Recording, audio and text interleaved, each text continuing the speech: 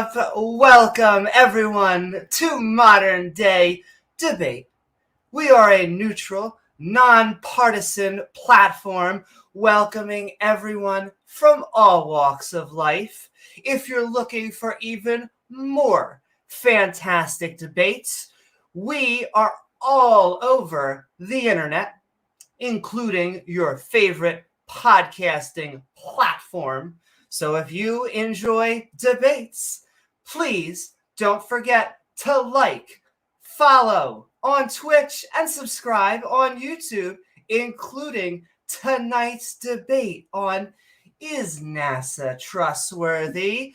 With our debaters, Mark Reid and Nathan Thompson, here to help us find out. And if you enjoy what either of them have to say tonight, our guest links are in the description below. And throughout the debate, you can also tag me in chat at Amy Newman with your questions or comment for our Q&A section. Those super chats will get you sent to the top of the list. With that, I'm going to hand it over to Mark for their up to 10-minute opening statement. The floor is all yours. Oh, thank you, Amy. I thought it was 10 to 12, though, because I've got sort of a slideshow that's based upon those times. That sounds fantastic. 10 to 12 minutes, as long as you can get your intro out. Those super chats will get you sent to the top. I will just share my screen. Thank you. Just tell me when you've got it up and running. You are good. Oh, thank you. And thank you for having me here, Amy. I want to thank Modern Day Debate. Thank you for Nathan for showing up to debate me. And thank you for joining me. I appreciate your time. Today we're debating how can we trust NASA.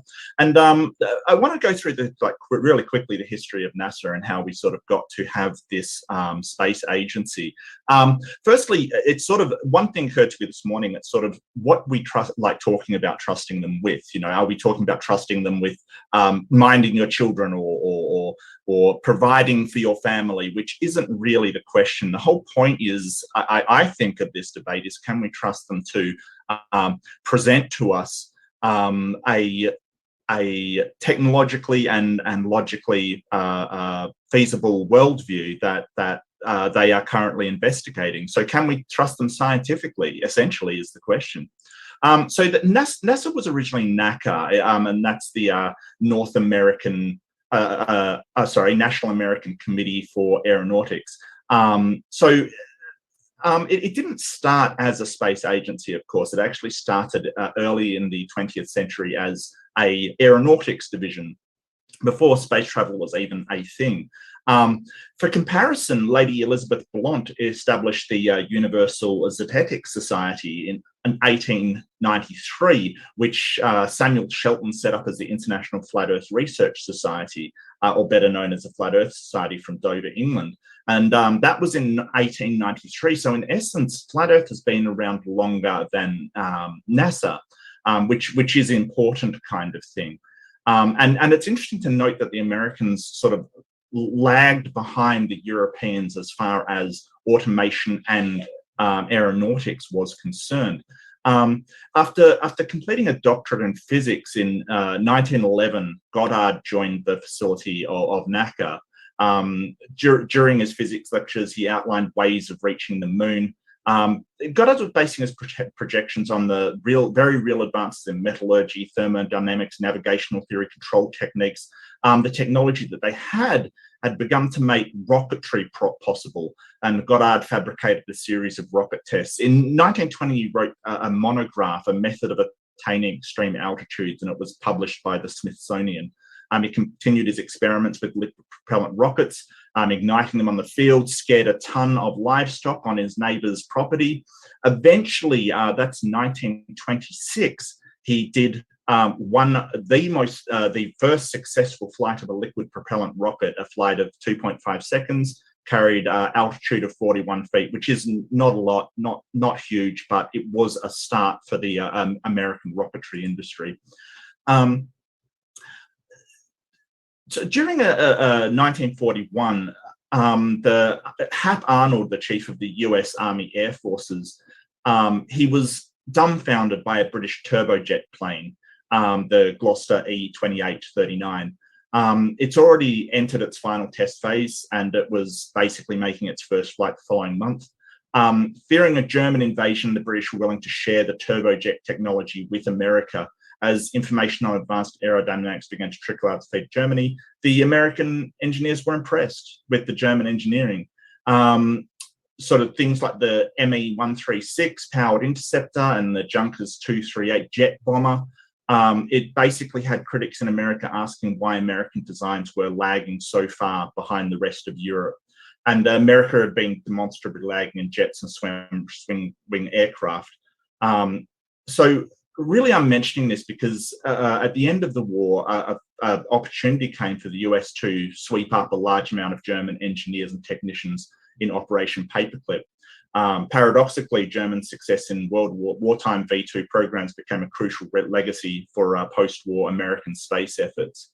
During this time, about 1957, America was trying to launch its own rocket to take a satellite.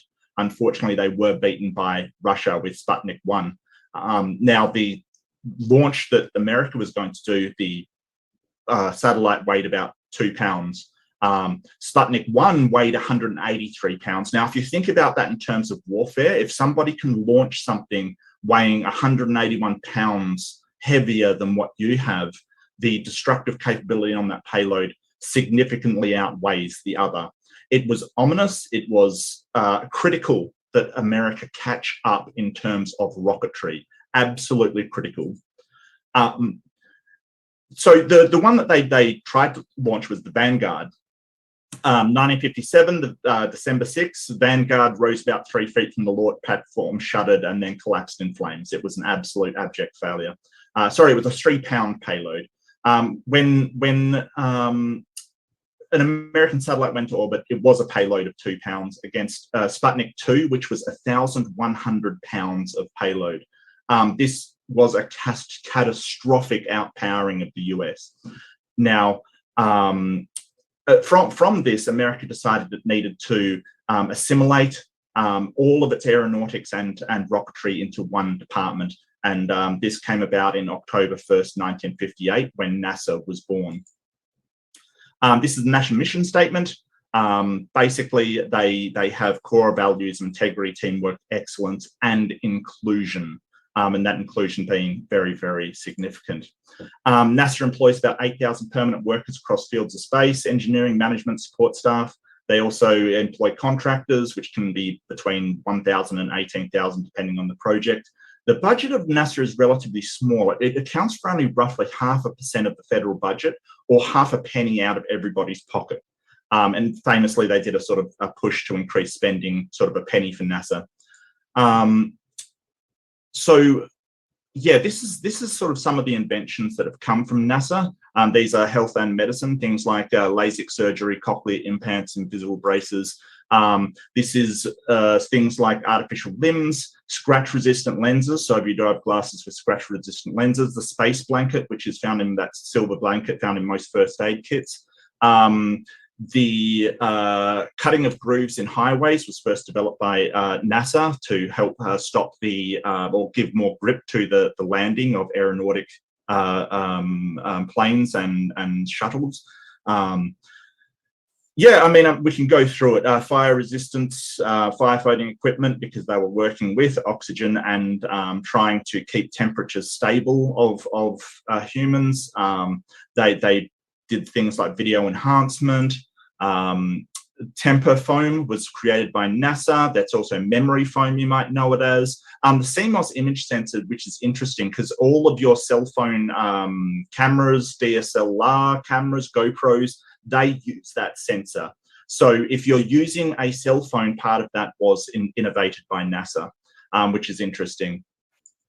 Air scrubbers, things like that for atmosphere regulation, they invented.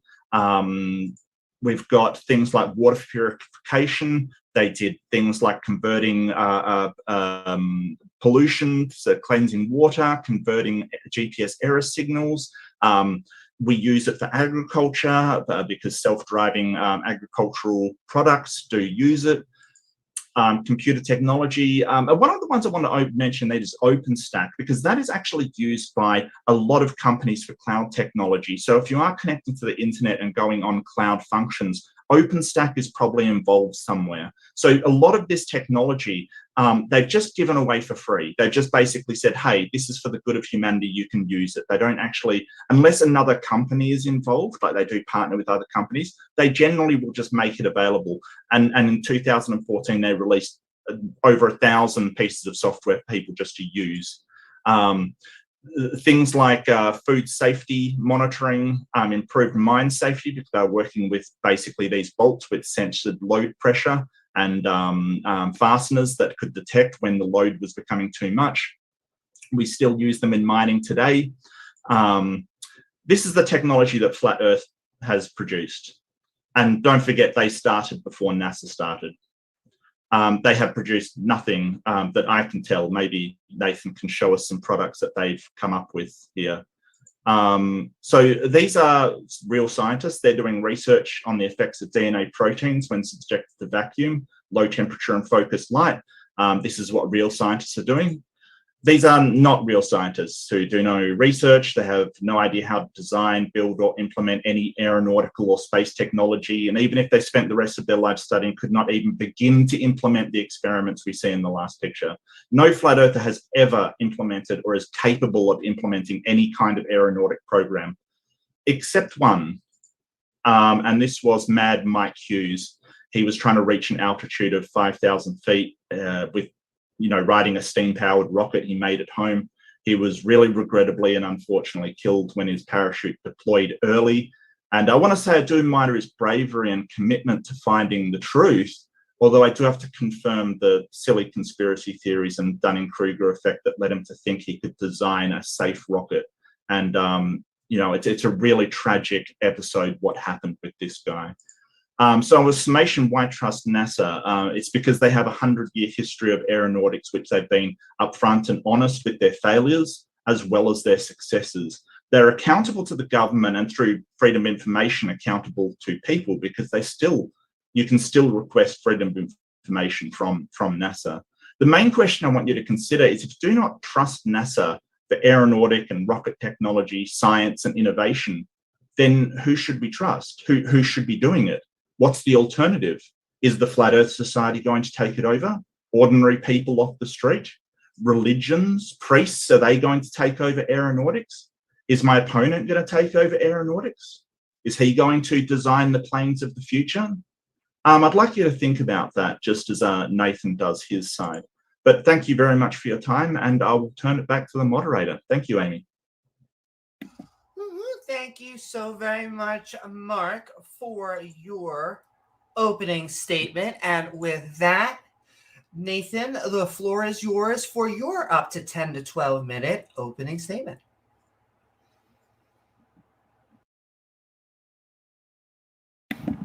Oh, just have to unmute yourself. I'll try if I can. Yep. Got you. Sorry. Oh, no, you're good. It's my first time doing one of these. But the floor is yours, up to 10 to 12 minutes.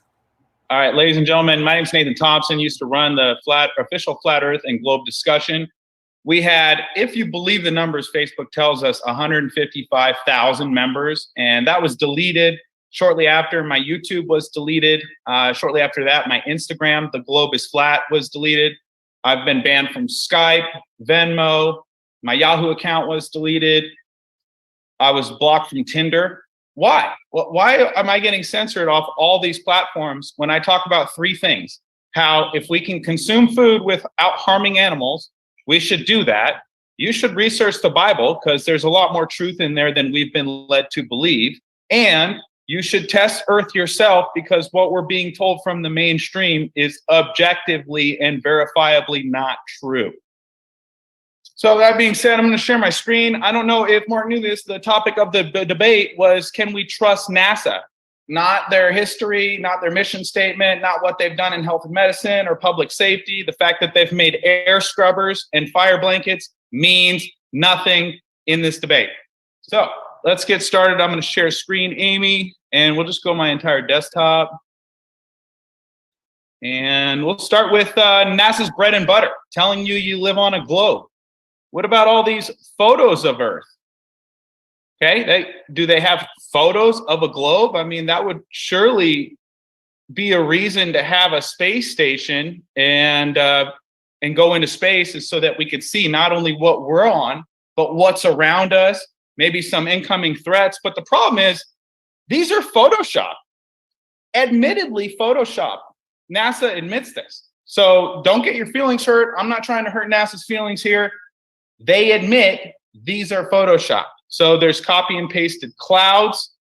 Anyone can see that. That should not be happening on a photo of Earth, okay? Robert Simmons, oh, I'm gonna go back, admits they are Photoshop because they have to be. He says, I start with a blank circle, they give me scans of the Earth, and I turn the scans of Earth into a ball. Excellent. Blue marble images of Earth. They're never the same color. Their countries are constantly changing sides. And if you have a globe with half of it being North America and a small portion of South America, that means on the other side of the globe, you would have to have all of the other oceans, Australia, Africa, all of Asia would be on the other side. All of Europe would be on the other side. I mean, the fact people in 2022, almost 2023, believe this is depressing, actually, to be honest. I can't believe people still buy into this nonsense. But what about all the photos of Earth from the moon? This is an official NASA photograph, and it's officially fake. It's copy and pasted. You just have to turn the layers on, and you can clearly see that. It is fake. Where are all the stars in NASA photos? Oh my gosh, I have so much to go over here. There's no stars here. Well, that's interesting because big complex lies are hard to keep straight when they are compartmentalized, like NASA's lies. Oh, that's one I want to play. If all the astronauts said you can't see, and this, I can't read it because the. Yeah, you can, and there's more than stars. You can see planets. You can see moons. You see the gas Magellan clouds of you the see galaxy. the Magellanic. Whilst From in Mark space, Cameron. This is from Mark Cameron. whilst in space, have you ever looked away from Earth into the black void? Yeah. All because the you can time. see. Yeah. Because you can see the stars. Oh yeah. And pretty much all the time. Look how Don Pettit is looking at the other astronaut because he doesn't know what to say. And then as soon as he says something, Mike, he goes, oh, yeah. Well, apparently these guys didn't get the memo. Okay? Who remembers these guys? You guys remember these guys? We were never able to see stars from the lunar surface or on the daylight side of the moon. The sky is a deep black when viewed from the moon, as it is when viewed from cislunar space, the space between the Earth and the moon. And we cannot see stars. It's not a The black cool thing- void. I mean, it's black, but there's all kinds of little polka dots. There's all the stars there. And the cool thing is about it, you can see it during the day. And when you're in space and you're looking into deep space and you're on the sun side of the orbit, the sunlight washes out all the starlight, so you can't see any stars, just like here on Earth. There's all the stars there. And the cool thing is about it, you can see it during the day. Someone didn't get the no stars memo, Yeah, guys. you can, and there's more than stars. You can see planets. Planet. Right. You can see moons. You see the gas Magellan clouds of You the see the galaxy. Magellanic. Who actually thinks these guys are smart? I mean, listen to them talk. Wow. Interesting. All right. So here's another one. Could astronauts even survive in the infinite vacuum of space? Let's go ahead and play this one for you, ladies and gentlemen. You're going to like this. Go ahead, turn the volume up. Clip will demonstrate what would happen to these astronauts.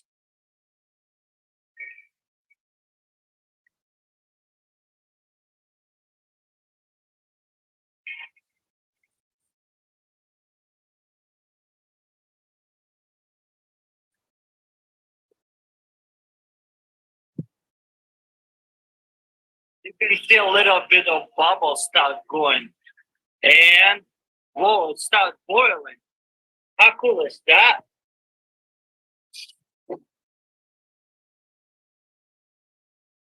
But the ultimate and most dangerous test was a huge, specially constructed vacuum chamber.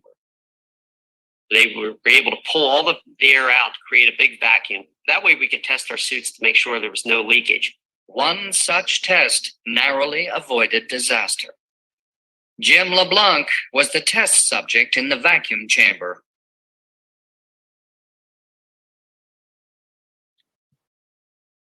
What the heck happened there? They didn't even show him passing out. Hold on one sec. Technical difficulties, ladies and gentlemen. Clip will demonstrate what would happen to these astronauts. I got to be able to scroll forward on this somehow. Sorry, I did no preparation for this debate because I'm right. So it doesn't matter how good you are in the debate, you just got to be right. So what happens is they put him in a vacuum chamber and he says the saliva in my mouth started to bubble and then he passed out.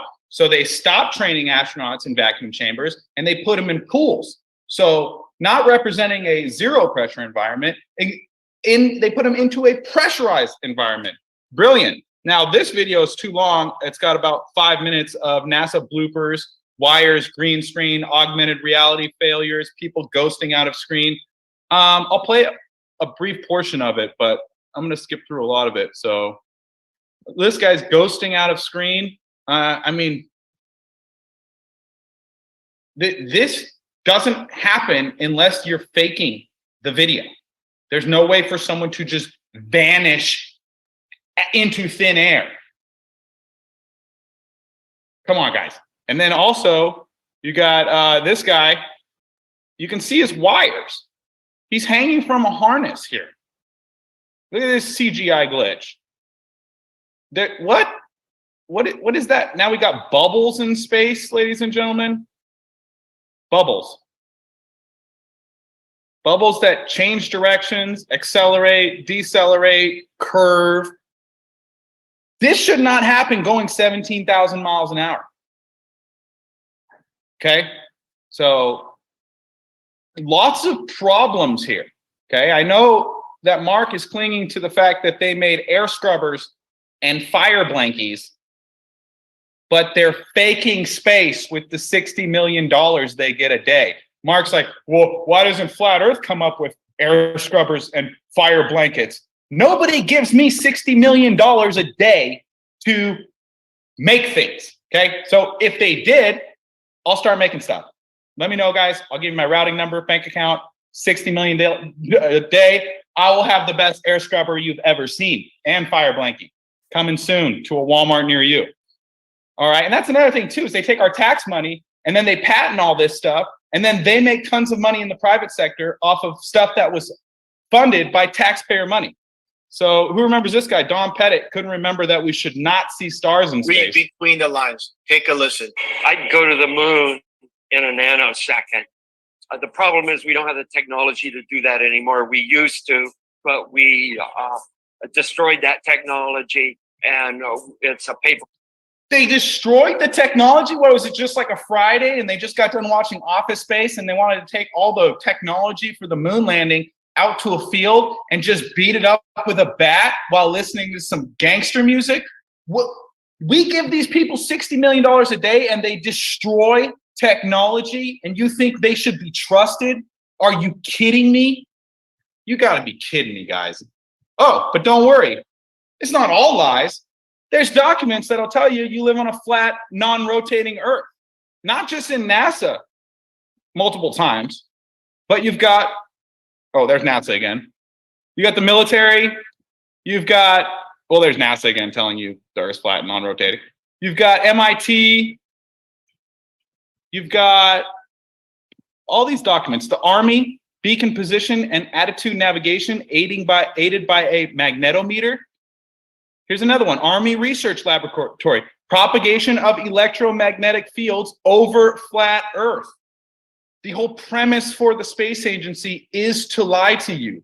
The word NASA in Hebrew means to deceive. It's the word when Satan beguiled Eve, He NASA'd her. He tricked her. He deceived her. So the company name in Hebrew means to trick or deceive. And here we are having a debate. Should they be trusted? Wow. All right. 60 seconds. It gets better. Could it be why all these organizations use flat Earth maps in their logos? International Aviation Organization, United Nations, International Maritime Organizations. Also, from 1982 to 2014, these are balloon launches from the Strange Space Center. 8 of these are at the MER. I mean, what about all the rockets that are launched? Well, there's a rocket graveyard. Pitch explained that we found hundreds and hundreds of U.S. Air Force rockets that they were testing off the coast of Florida.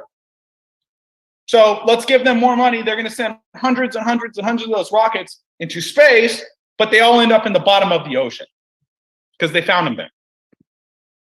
Not only that, not only NASA doing the fakery, guys, SpaceX, look at this. 408 kilometers away, you have a very gradual curve. Half the distance, 177 kilometers away, you've got a very dramatic curvature of Earth. So why? Why would the governments lie to us? Ladies and gentlemen, this has been going on before I was born. Unfortunately, I'm not Miss Cleo. I don't have a crystal ball. I can't divine their thoughts. But one good reason to lie to you is money. They get $53 million a day in 2019. They have stolen over $500 billion from you. And this guy's over here saying we should trust them because they gave us fire blankets and air scrubbers and pang. Pang. Have you ever got scratch-resistant glasses? Oh, well, let's give them another $500 billion to fake space because they made scratch-resistant glasses. Who founded NASA? Well, all these people were Crowley's disciples. Jack Parsons, That's L. time, Ron Amy. Hubbard, Warner von Braun, Walt Disney, 33rd degree Mason. Look at these. Buzz Aldrin, Mason, James Irwin. I am going to need you to at least wrap up your final point. I got 2 more slides, Amy, and I didn't even touch this entire presentation.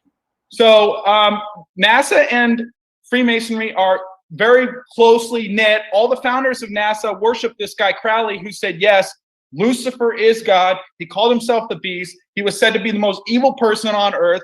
So the Freemason and NASA fraud is the cornerstone of one of the— I think that's time, Amy. It's kind of unfair if he goes way over the time that I got a lot. Way over? I had 2 more slides. I had a good 30 more seconds, dude. You were supposed to wrap up, mate. Not On that, just wrap I up. am sending love to both of our interlocutors, and we are going to head into the open dialogue portion of the debate. I want to please, if you're enjoying what either of our interlocutors have to say, their links are in the description below. And if you're enjoying the debate, please don't forget to like, follow, and subscribe. But I am going to hand it right back over to you 2 gentlemen for your up to 50 minutes of open dialogue. The floor is both of yours. Thank you very much, Amy. Yeah, so sort of Nathan went on about a whole load of things that were sort of just his misinterpretation of the data, just these paranoid conspiracy theories that, you know, go onto the Bible and stuff. He's talking about NASA meaning this Hebrew word, and it also sounds like Nasha. So maybe NASA has teeth somewhere because of gnashing of teeth. It is the most ridiculous kind of connection to unassociated things I've ever heard. I never said any of that. Like the, are you just going to monologue during the back and forth portion? Well, I was going to bring up a couple of points, Nathan, and then you can address Well, let's them. go over them one by one. Let's do that, because you went over a lot and even went over time. So if you could just let me put up a couple of... Okay, the first point is, why does the etymology of a word have any significance on what they actually do? Because I could associate all kinds of words with all kinds of things and say, hey, this word sounds like this. It's not the same, but it sounds like it. That means absolutely nothing. Paranoia. Are you done? Yeah. Excellent. I'm going to respond now. So I'd appreciate if you give me the same consideration I just gave you and not interrupt me. Okay. You did interrupt me. Because you were rambling on and monologuing, and I said, let's go over. I've gone like less than a minute, Nathan. I've gone less than a minute. You've got a weird sense of, you know, time when you go way over time and then accuse me of rambling on and on and on. I'm going to interrupt both of you, and what we're going to do is up to 2 to 3 minutes. You don't have to take 2 to 3 minutes, but up to 2 to 3 minutes, whenever it is your turn, someone starts speaking, and it will be your turn, and the clock will go. Sure. Thank you. Great. So my entire premise for my argument was not NASA means to deceive, so they are lying to us. I find it interesting that the word NASA in Hebrew means to deceive. That's why I brought it up. But you fail to realize that it was not all just conspiracy delusion on my part. I showed videos from NASA of them trying to put a spacesuit in a vacuum. The dude almost died. His sweat, his saliva started to bubble and he passed out. Now they no longer train in vacuums, which is the atmosphere that they allegedly work in. They train in pools, which simulate zero gravity and look perfect when faking space for a camera, okay? So that's not paranoid delusions. That's their words saying we no longer test in a vacuum, we test in pools. And it's an exact replica of the ISS. So if they were training and doing the actual videos of the ISS in the pool, you wouldn't know the difference. That's why there are bubbles in space, is because when they're faking spacewalks, they are actually underwater in a pool because space is fake. It violates the second law of thermodynamics. You cannot demonstrate. Are you going to keep going on and on? She gave me 2 minutes, you doofus. That is, and I will say, I will. Can we stick to 1 point since Nathan wants to do 1 point at a time? Now, I thought you said you were fine with 2 minutes. Now you want to go back to what I said, which is point per point? Are you joking? At the 2-minute mark, I will say, please wrap it up for your final points. That'll go into. Then continue, Nathan. Then continue. Good. I'll Instead give you of sort of having a tantrum. Thanks so much. I appreciate you allowing me to. You're welcome. So, You're welcome. I am sending love to both interlocutors. Nathan, I'll give you an extra 30 seconds. The floor is back to you. I don't need an extra 30 seconds. I made my point. This guy's just interrupting me just because he's tired of getting annihilated. So you're complaining over nothing. Okay, gotcha. Floor is over to you, Mark. You got. You're the one. Okay, so gotcha. Hi, baby. This is my time. This is my time. This is my time. Thanks, Nathan. Cheers. So basically, Nathan didn't even address my why that means to deceive actually has any impact on it. So he just completely ignored that and went on to something else. I don't know why, but hey, he just basically won't address the point. Sure. Videos for the vacuum chamber. Yeah, they started testing suits in a vacuum chamber. And even his video said they're testing suits to make sure there are no imperfections or holes in the suits or things that could compromise it. When they had a case of this suit having a flaw, and in the vacuum, bad things were happening, as it showed, because what Nathan showed with this weird thing of water and it bubbling in a vacuum, the whole idea is the people in space aren't in a vacuum. They're in a suit, which it has an atmosphere in the suit. So what's really ridiculous is Nathan doesn't even understand how a vacuum and a spacesuit actually works. And if there is a flaw in the suit, yes, the water will boil, because then the person, like the cup of water, is subjected to the vacuum, which we're trying to prevent that happening. Now, once they realized, hey, there's a better way to test for flaws, how do we do it? We put them in water and see if any water's coming in, because what they're trying to do is make the suit airtight, completely airtight. So if they find a better way of doing things, of course they're going to change over. And water is not perfect for demonstrating, faking space. It isn't perfect. There's a number of things that water does that space doesn't do, that zero gravity doesn't do, rather, because they're not in space. They're inside of a atmosphere that is inside space, which it's amazing that Nathan fails to realize that. And he goes on for the second law of thermodynamics, which is basically so silly, because these people, they're not directly exposed to space. And that's the entire point that he seems to have missed. He's talking about an exact replica. No, there's just ISS. You can see it with a telescope, like seriously. The fact that Nathan won't use a telescope is kind of indicative of his paranoid conspiracy theory, but, that's entirely his 60 seconds. And also the whole idea that there's bubbles in space, what they are, it's actually ice coming off, because, it's insanely cold. So Nathan looks at this and he thinks, oh, it must be air, because of his innate paranoia and conspiracy theory to think that all of this is being faked. That's what he's looking for. This has been shown time and time and time again, but Nathan just doesn't want to hear the truth. What he wants to do is sort of make up these ridiculous statements like, hey, the water boils because it's exposed to a vacuum, then wonders why humans don't boil in space when they have a spacesuit that prevents them to be exposed to a vacuum. And the person in the vacuum chamber, when there was a flaw, they did have the same result. So in fact, Nathan's entire video debunks itself.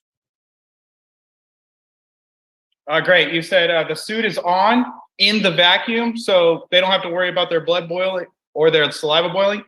They tested the spacesuit in a vacuum. Okay, so they had the dude with the spacesuit on his body in a vacuum, and it didn't work. And your argument is, oh, well, that's why they built an entire perfect replica of the ISS underwater, is so that they could test the spacesuit. Then you went on to say how water is totally different than space.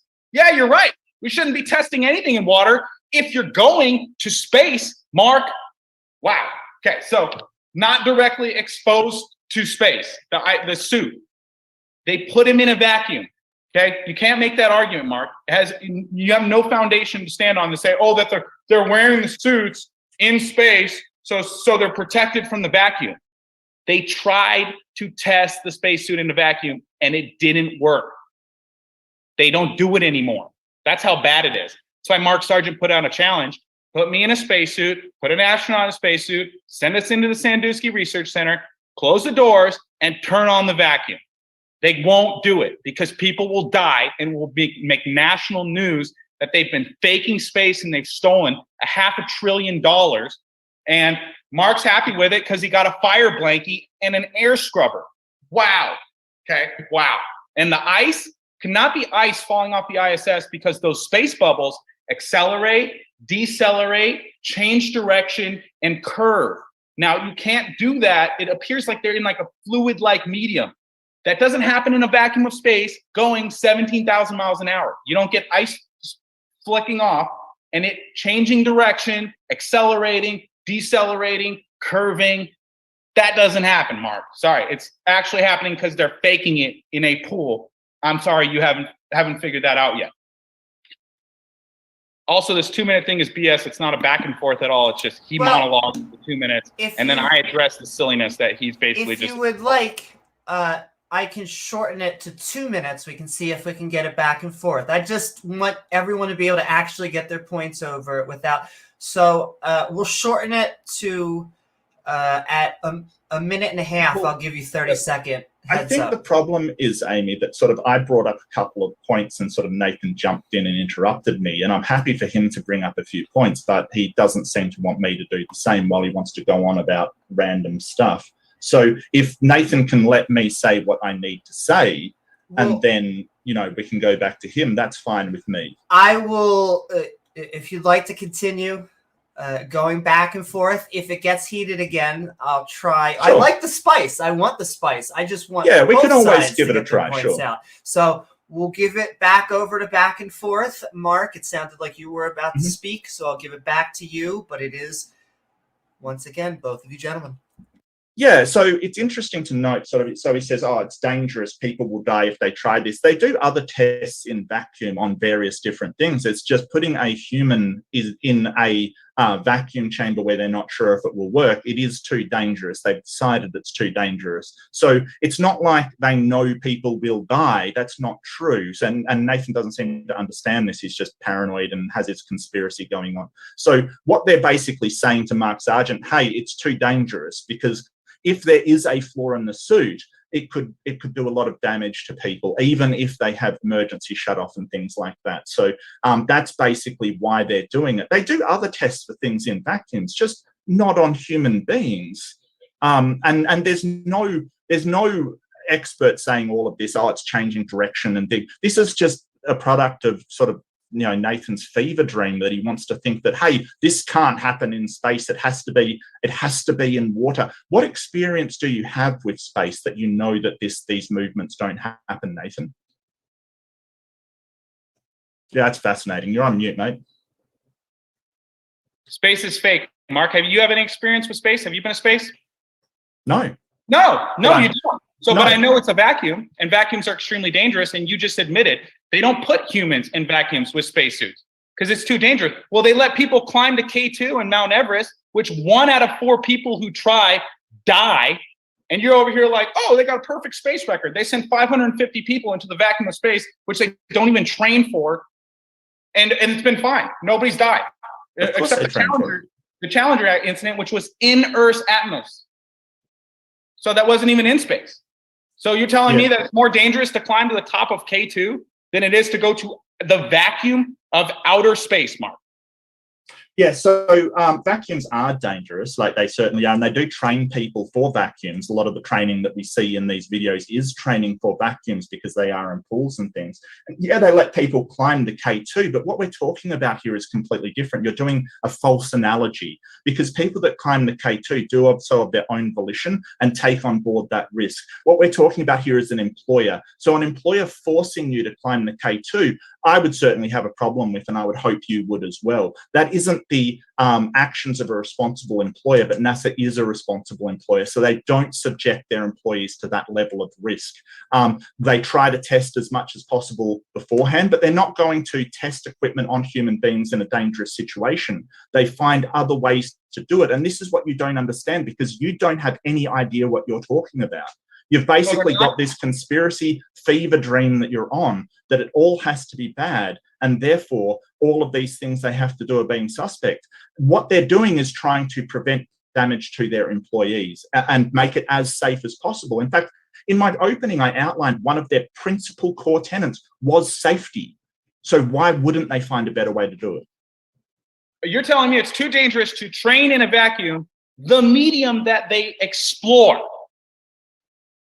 No, it's too dangerous to test a spacesuit that may or may not be in like a safe spacesuit on human beings in a vacuum, which is what you sort of accused them of doing and then stopped doing it when somebody felt their saliva bubbling, which is an early sign that they're actually being affected by vacuum pressure.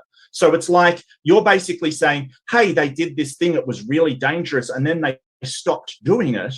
Well, yeah, what do you expect an employer to do, Nathan? Oh, okay, so it's really dangerous. Vacuums are really dangerous. They don't train in vacuums. You agree with all that. Excellent. You want to present the point? They don't train in vacuums because it's a lot cheaper to train in other mediums. There's a lot easier and cheaper ways to do it. I mean, vacuum chambers are incredibly expensive to run it. And if you want a vacuum chamber, say the size of an ISS, that's an incredible amount of vacuum to create. It's completely unfeasible. So you're basically conflating and going from, hey, they tested this suit to why don't they train in this medium? Yeah, they tested a suit in a vacuum chamber, which is actually pretty small. If you're talking about training 100 people in this medium, that's one heck of a vacuum chamber. I don't think a vacuum chamber exists like that on Earth. Okay, Mike and Dawn Pettit said they could see stars, planets, moons, and Magellanic clouds from space. Yeah, but Neil Armstrong said space was completely black, and then I had about 4 or 5 other astronauts say the exact same thing. So who's right from NASA? Was Dawn Pettit right? You can see stars in space, or was Neil Armstrong right? You can't see stars from space, it's black. Okay, so this is a case of you sort of chopping up the video to sort of make it seem like you want to, and you can see all the jump cuts and the cuts that are made. This is called quote mining, is the sort of thing that Nathan's doing here. Basically, and it might not be your fault, Nathan. You might have just got this from your Bizarro website that you go to think that the Earth is a conspiracy or whatever. So basically what they're saying in some of them is that when we take photos, we cannot see the stars, and they're talking about seeing it in the photo. And the reason for that is because the exposure has to be turned way down because space in daytime is so bright. So you've taken things alongside with people saying, hey, in a spacesuit, when you're actually out there, you can see the stars, you can even see planets, you can even see nebula or, these clouds kind of thing. With people that are saying, hey, when you take a photo, you can't see stars, and you've basically chopped it up so it seems like they're saying different things. I mean, well done for your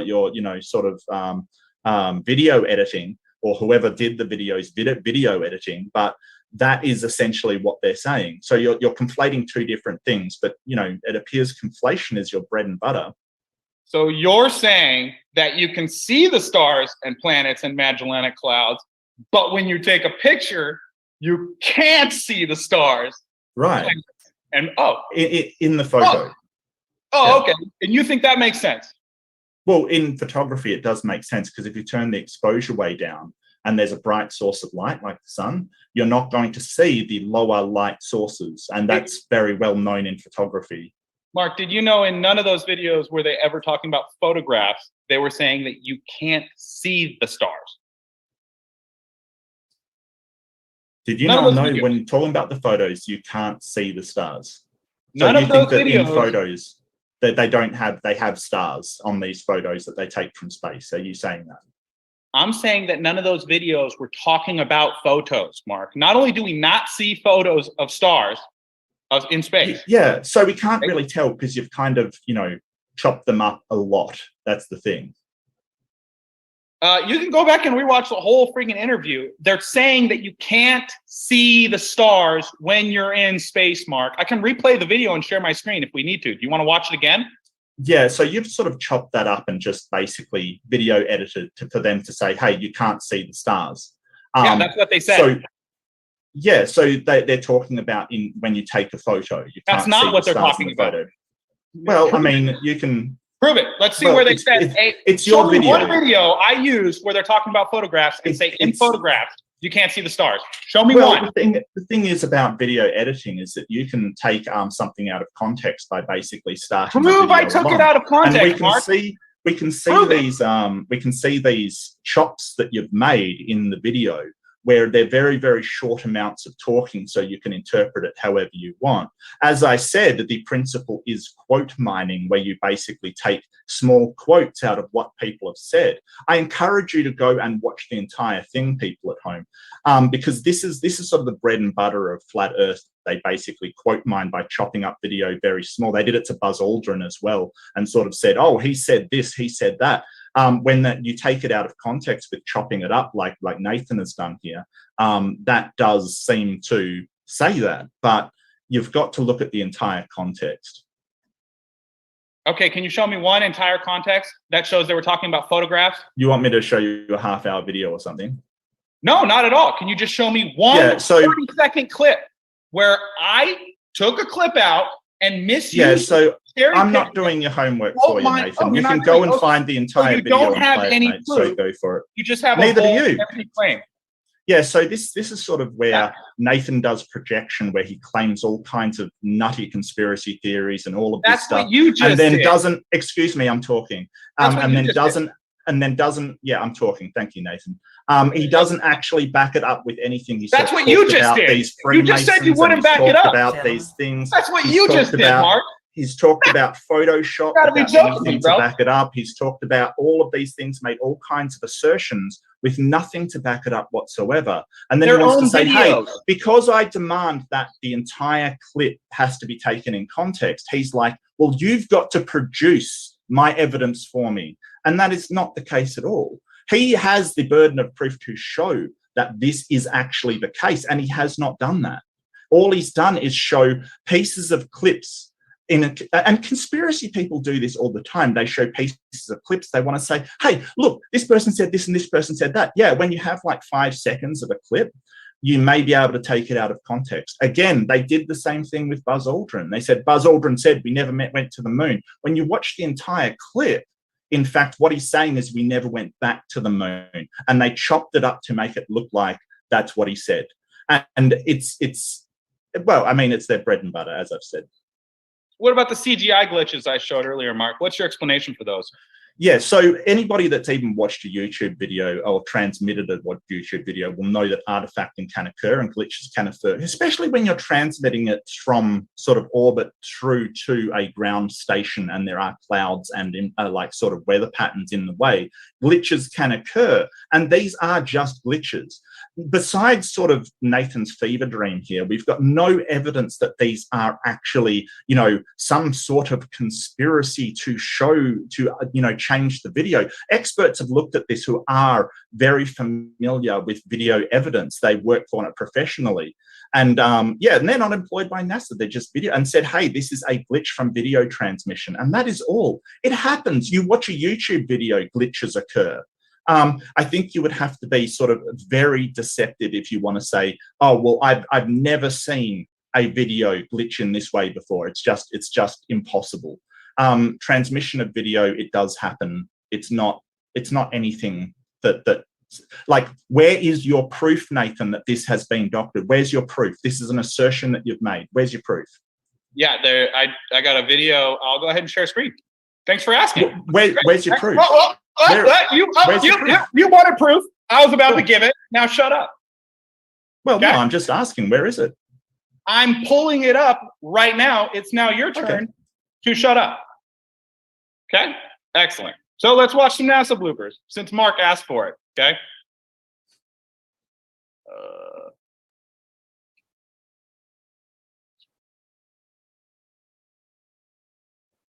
Knows it's all pain of vanity and deception. Rain is red, but winter wind. You see that, Mark? It's changing directions, accelerating and decelerating. That can't be ice flying off the ISS. I know you get super triggered when I talk over you, but you have no problem doing it with me all the time. So that can't be ice, Mark. It's, look at it. Okay, that's not going 17,000 miles an hour, Mark. That's what they told you. How about this? A guy ghosting out of screen. I have a friend who does green screens here in LA. He'll go to parties and have all sorts of props in front of a green screen. He'll take pictures for people. Now, Mark, how does someone ghost out of screen like that if they're not on a green screen? Please explain. Okay, so this is not proof. This is just basically pointing to video glitches and things like that and saying, hey, I have a friend. This is the best thing. I love this. I have a friend. So my mate says, which is the my level of the level. Excuse me. He's an expert this is excuse me. Oh, okay. The level of this is the level. This is the level of evidence that like flat earthers want to provide. My mate says, and I reckon he's an expert. Yeah, you have absolutely nothing to back this up. Absolutely nothing. This is useless. He's basically looking at a video saying, I reckon this is fake. That's my opinion. Well, no one cares, Nathan. You need to show that that is actually not just a glitch of the video. Okay, how are you showing that? How does that happen, Mark? Yep, it's called artifacting. Artifacting. So this yes, is as the video is transmitted, it can artifact. And experts do say that. And you're basically saying, well, actually, my mate says, yeah. Wouldn't the whole image have to artifact? How come only the person artifacts, Mark? It can happen, yes. Because when you've got a still image, and then you've got exactly the same background and a person's in the foreground, upon movement, it can artifact and show another frame sort of overlapped with it. It can happen. It's the way that data transmission works, because what you're doing is you're streaming data down. And if that data repeats and is interspersed, it can do something like this. Now, exactly how it happens, if you want to give me the, if you want me to give you the exact like coding of this particular video being downloaded from its source, then no, I don't have that. But these things do happen, and your answer to these things happen, where's your actual proof this is a cover-up and not an artifacting error, is my mate says. No, can you show me one example? Here's the $1 million question, Mark. Can you show me one example where someone ghosts out of screen, aka artifacts, according to you, and the rest of the image is perfectly fine? The $1 million question. Just show me this happening on a real video, preferably one that you took, but maybe you could show me this happening somewhere. Does this happen on videos that you make? People just turn into ghosts as they leave the room? Yeah, so this is more conflation, because I'm not sort of transmitting through a, well, I mean, it's essentially the same as a satellite connection down to Earth, which satellite connections are notoriously famous for being affected by clouds and weather and things like that. That is something that can happen, but I'm not doing that. So it's a complete conflation. Just ask for one example, Mark. Really, I know you're talking a lot. I don't have to do one anything. I don't have to do anything. You what don't Nathan have any has evidence. to do is to show that this is actually, Right. this is actually a a doctored video, which he has not done. All he can do is an appeal to some random mate that reckons it is a fabricated thing. Could we stop sharing the screen? I have no idea why. Actually, I got more proofs NASA's faking stuff. I was just wondering if you could give one evidence of someone ghosting out of screen or artifacting. Yeah, this isn't your presentation, Nathan. Mark, I was talking again. I know you love interrupting. Go back to talking. You're getting annihilated. But the problem is you don't have any evidence for what you're saying, Mark. So when I ask for evidence and you go, I don't have to back up what I'm saying. You just run my mouth and make bold, empty claims. That's what it's actually you making the claim. Ridiculous. You're making the claim that it is doctored. I'm not making that claim. You are. Look at it. The person turns into a ghost, Mark, and you can't show me one example of that happening elsewhere. Well, I mean, I didn't know that in the debate. So I didn't know that in the debate I'd be required to provide video on this, because basically some nutcase is asking for me to produce a video. Can you produce a video that shows that a NASA launch is artifacts like it's faked? Can you provide that, please? I never made that claim. So well done on the straw man. No, well then you don't have evidence that it's faked. You don't have evidence that it's faked then. Congratulations. We're working on your logic, Nathan. So you don't have evidence that it's faked. Must be true. You lose. That's the level of reasoning you are doing right now. No, it's your reasoning. It's your reasoning, because you can't produce something I have demanded on spot for some reason, then you lose. That is the reasoning that you are going through right now. Hey, Mark, can you maybe explain this one for me? When she smiles, the reflection does not move. So she's got the reflection in the bubble. Oh, she opened her mouth and closed her mouth, and the reflection. I didn't even see that. It's on screen. Maybe you should open your eyes. You can't see anything from that. Yeah, this is sort of conspiracy thinking and sort of you know, just sort of this. But the reflection does move. See, it's at the top right-hand side there. And the way that light refracted is that's exactly what you would expect. Like, it is moving. What are you talking about? It was at the top right and then moved to the center. What are you talking about? Oh, no, skip past it. Go back to the start of it. Her reflection is not smiling. No, go back. Go back to the start of it. You can't tell from that reflection. It's completely distorted. You cannot tell whether she's smiling or not. You're joking, right? You must be joking. I can see. This is the level of fever dream that Nathan is at. Well, you've got a reflection in a bubble that you cannot make out any details in. It's at the top right? And then, like, it moves down to the center, which is exactly what you would expect with something like this. You cannot tell if she's smiling or not because the image is so distorted. And then he's like, oh, well, that's evidence of a... Seriously? Seriously? I mean, you're the one who believes in a medium you've never been to, will never travel to, and you say, I have fevered dreams? Mark, you have fevered dreams. And you want to give these people $60 million a day, and you want to force children to learn about hocus pocus, booga booga nonsense because some guy in a pool told you he went into the vacuum of space at 18,000 miles an hour, 5 miles a second, and you're gullible enough to believe him. Congratulations, Mark. No, that's not the reason. It's because of all of the progress we have made in aeronautics, rocketry, all the stuff they produce, excuse me, Nathan, could you please calm yourself and actually let me speak? We've seen all of the things that they have produced. We've seen multiple video images. These video images, even before that, we've seen photographic evidence. Before CGI even came out, there's the blue marble shot, which is the complete photo that Flat Earth has always asked for. We've got multiple instances of them doing this. We have things that they have produced. What has Flat Earth produced as far as technological advances to show that they are right in their scientific endeavors? Mark, we're not here to talk about what Flat Earth does or doesn't do. The topic of the debate is... I'd like to know. Shut up, Mark. I'm in the middle of talking.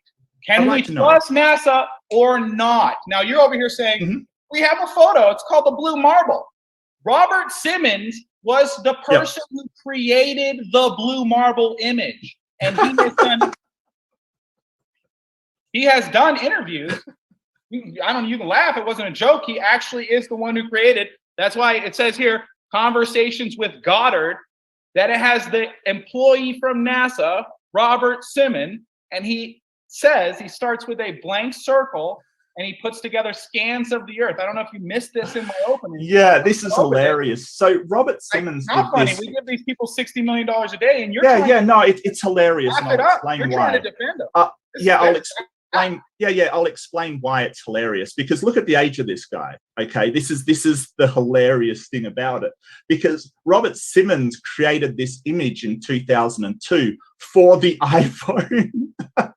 So he took the blue marble picture and he basically made it look prettier to put on the Apple iPhone, because the blue marble is a bit drab. So he actually did it up in 2002. But Nathan's claiming, this is hilarious. Nathan is claiming that he doctored the photo back in 1970 something, because at the time he wasn't born. Hey, try and contain yourself, Mark. He said he started with a blank circle, not an image of the Earth, not the blue marble image of the Earth. Laugh it up, buddy. You're getting annihilated. I am. I really am. Started with a blank circle. Then they took scans of the Earth. He added a specular highlight, because balls that reflect lights have a specular highlight. Makes it look more like a ball. Okay. He even says all this. He had to make the blank circle that he started with look like a ball. And you're over here telling us it's a in 2002. It's a in 2002. In 2002. I don't know when he did it. I've listened to the interview. I wasn't when there. Did he do it then? I mean, you're claiming stuff. When did he do it? When did he do it? Let's read it. Yeah. Okay. What did you do is most interesting about your RUPL at Goddard? My role is to make imagery from Earth sciences data. I turn data into pictures. I look for new, interesting events that NASA satellites have seen or that are hidden in the latest data to find interesting that shows off NASA's unique capabilities. Okay, so this is him saying he takes data and turns it into pictures. And when did he do that? This interview was this article is from 2012. Yep, but when did he do it? I'll give you the answer. It's 2002. So you're basically saying that a guy that did it in 2002, and the blue marble was taken on the 7th of December, 1972, that somehow, like, get this is hilarious. Somehow these two images are the same, even though they are 30 years apart. No, I'm sure. Look at the picture of this guy. Look how young he is. Like, this is the fever dream that Nathan is in. He thinks that somebody in their 20s took a picture and manipulated it 30 years earlier. So wait, you said we have a real photo. It's the blue marble, and it was taken 30 years before that guy said what he said. So yeah. You guys don't have any other real photos? Just a photo from like 1980? 1980? What are you talking about? I don't know what you're talking 30 about. years prior to 2012 would be approximately, Mark. Can I share my screen? Earther, yeah, I can do math. Yeah, I'll just share my screen. Just one sec. Planet Africa? Are you saying this is a real photo? So this is the blue marble taken by Apollo 17 crew in, as you can see, 1972. This is the actual blue marble and not the blue marble screensaver that was basically made a lot prettier, a lot brighter. So it looked pretty on a phone screen. And this is the original picture that was taken in 1972. So let me just explain this to you. Nathan is claiming that a guy not born when this picture was taken doctored this photo, and it looks completely different than the photo that he showed. But instead, somehow this was doctored by Robert Simmons. This is before he was born, in order to fool people back in 1972. Now you're just being disingenuous, because anyone watching the debate is going to see that I never actually claimed that. Hey, let's get that photo back up on the screen, Mark, if we could, please. I'd like to talk Good one. This is hilarious. I want to thank you, Nathan. You're getting annihilated. Oh, I am. I really am. You are This is actually. Can you get that picture back up, please? Yeah, sure. Give me a sec. This is actually pretty funny. I mean, how many continents does Earth have, Mark? 7. Okay, how many are visible in this picture? 1. I mean, 2 if you include Antarctica. Oh, okay, all right, that's good, Mark. Sorry, I get to laugh too. All right, let me laugh too. You're saying that this is a picture of the Earth, and there's only one continent on one side. You're saying that 6 other continents are on the other side of this ball? Well, not on the other side. They're onto the sides. You can sort of see very. I just asked how many you can see, and badly. you said 1. Well, I mean, you can't really see Australia. You can't really see them. So if you can't really see them, then that means they are really on the other side. Yeah. It's a ball. So when you say other side, it's kind of this really fuzzy language because you're talking like, oh, this is 50% of the Earth. It's actually taken from a position under the Earth, and not a lot of continents are in the southern hemisphere of the Earth. As you can see from the Middle East, it's basically looking from I mean, there's no below in space, but it's looking from the underside if Antarctica is the bottom. So up. So you cannot see any of the northern hemisphere, or very, very little of it. So you can sort of see the edge of China and India, which is the continent of Asia, but it's not really clear. So the ones you can see clearly are Africa and Antarctica. But because there are so few continents in the south of the equator, as opposed to North America, Europe, Asia, you cannot see a lot. Yeah, I'll agree. You can't see a lot. You said you could only see 1. So Antarctica. Well, I mean, I forgot about Antarctica for like 1 second. I think it's that is a continent, although it's one that very few people permanently live on. So it kind of skips your mind, but it is a continent. Yeah. Hey, speaking of Antarctica being continent, while you got the internet there open, could you open a new tab and Google pictures of the South Pole from space, Mark? That'd be great. No, not really. I mean, okay, I'll do it for you, and then I'll share my screen. Go for it. Sure. Excellent. So we'll go. Yeah, no, I'm not your servant, Nathan. I'm not, required to do what you ask. Because this is going to really hurt your argument. I understand why you wouldn't want to do it. And while Nathan is looking that up, we have about 15 more minutes of open discussion before we go into the Q&A, sending love out there. Yeah, while Nathan is doing that, I'll just sort of explain that sort of when he said, I'll research the Bible, it's really just his religious view that the earth is a flat disk. It really just comes down to that. So while sort of NASA is using scientific experimentation and the scientific methods to show, this is just a religious argument, essentially. Yes, your entire argument is religious. You've never been to space. You simply believe men who've been there. And their founders of that company were all Satanists and Freemasons. Excellent. So now that you've got no evidence of that. You've got absolutely no evidence. Well, I'd like to address that point. Thank you. There's no evidence of that. This is just another fever dream claim from Nathan. Just, they're all Satanists. He's got no evidence of that. He's just putting out, disparaging remarks against very hard workers who do things that he can't do. Excellent. So now that I've pulled up, Mark, can you see my screen? Mm-hmm. I pulled up pictures of the South Pole from space. All right, excellent. Now, Mark, I would like you to tell me which one of these are real. Wait, tell me when to stop. Okay, tell me when you see one that looks real. I don't know. I've never that's investigated all right. I'll keep scrolling. Pictures. Don't worry, Mark. Maybe you'll find one. I don't know what this is. I'm not done, Mark. Let me finish, okay? You haven't seen them all. You haven't seen them all. Orbital trajectories usually don't. Well, there's one of the South Pole head topics. And the photo next to it from Business Insider. A picture of a storm. You're going to say that is Antarctica. Yeah, lights up South Pole. Yeah, because that's sort of what happens in the South Pole. The aurora lights up the South Pole. You're saying that this is Antarctica. That's a picture of Antarctica. Mm-hmm. That's a storm, Mark. You're looking silly, bro. You look silly right now. Well, I mean, what do you want for the weather to be clear? On your What I command, want Nathan? was when maybe you could ask, like, you know, the God that you think is so real to clear up the photo for you, if you know, because obviously he's in control of the weather. But what's funny is that this is a religious argument from Nathan. It's not from me, but it is from him. But apparently his God can't provide him with enough evidence to convince anybody.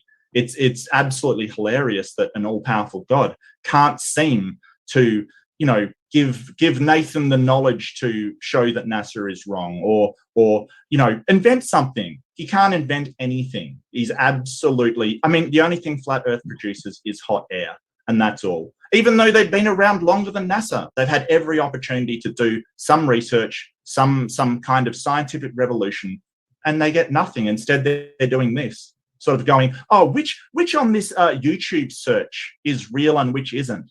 I don't really care. This is a Google search, Mark, and you asked what I wanted. What I wanted was Google search, yeah. Was you to tell me which one of these. And I did. Thank you. And you said that this is the real photo of Antarctica. All right, good times. That was good. Right on. Well, I mean, I can't determine what Google brings up and which doesn't. You know, so this is the thing. It's this fever dream of, well, if you can't show me in my terms and make the terms completely unreasonable, then you have to be wrong. And, you know, I mean, Nathan's welcome to his beliefs, but nobody shares those beliefs because Nathan isn't doing anything to prove them. All he's doing is the usual conspiracy theory of, I'm going to throw this out and then, you know, sort of make it so specific and so wild that you have to disprove everything. This is sort of what is done with conspiracy theories when people have a high conspiracy theory mindset and a low scientific intelligence. What they do is they'll throw out conspiracy theory after conspiracy theory and hope that nobody notices that they're not actually doing anything to back it up, which is what Nathan is doing. Yeah, saliva boiling in a vacuum. That's just a conspiracy theory. I just made it up, even though I showed you a video from NASA. Astronauts contradicting themselves, saying that you can see stars in space and planets and Magellanic Clouds, but then other astronauts saying it's totally black, you can't see it. It's just a conspiracy theory that I just made up, even though I showed video of the astronauts saying it with their freaking mouth. Do whatever, Mark. Let's move to Q&A. You're a goofball, bro. We're done. There's no reason to call names, Nathan. There's no reason to call storm names. is Antarctica, bro. This is a storm. There's the eye of the try and calm yourself down. You're like, that's Antarctica. So somebody's gone off the rails, I think. Maybe calm yourself down and stop throwing around names, Nathan, and then sort of understand that all you do is present these chopped up videos which make it seem like this. And as I pointed out, your Flat Earth Conspiracy Society did it the same for Buzz Aldrin, misrepresented him. That's very well documented.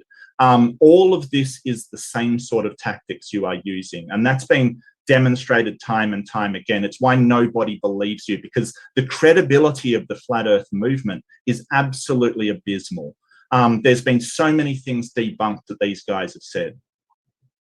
And so with that, I think we're about to move into a closing statement for both of our gentlemen interlocutors here, and then we are going to head into the Q&A.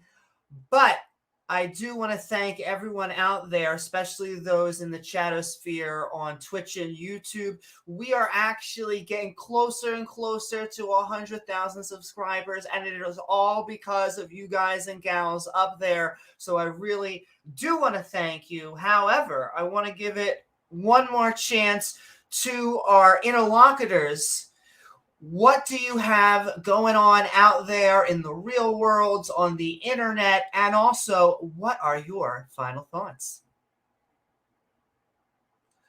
Do you want to go first, Nathan?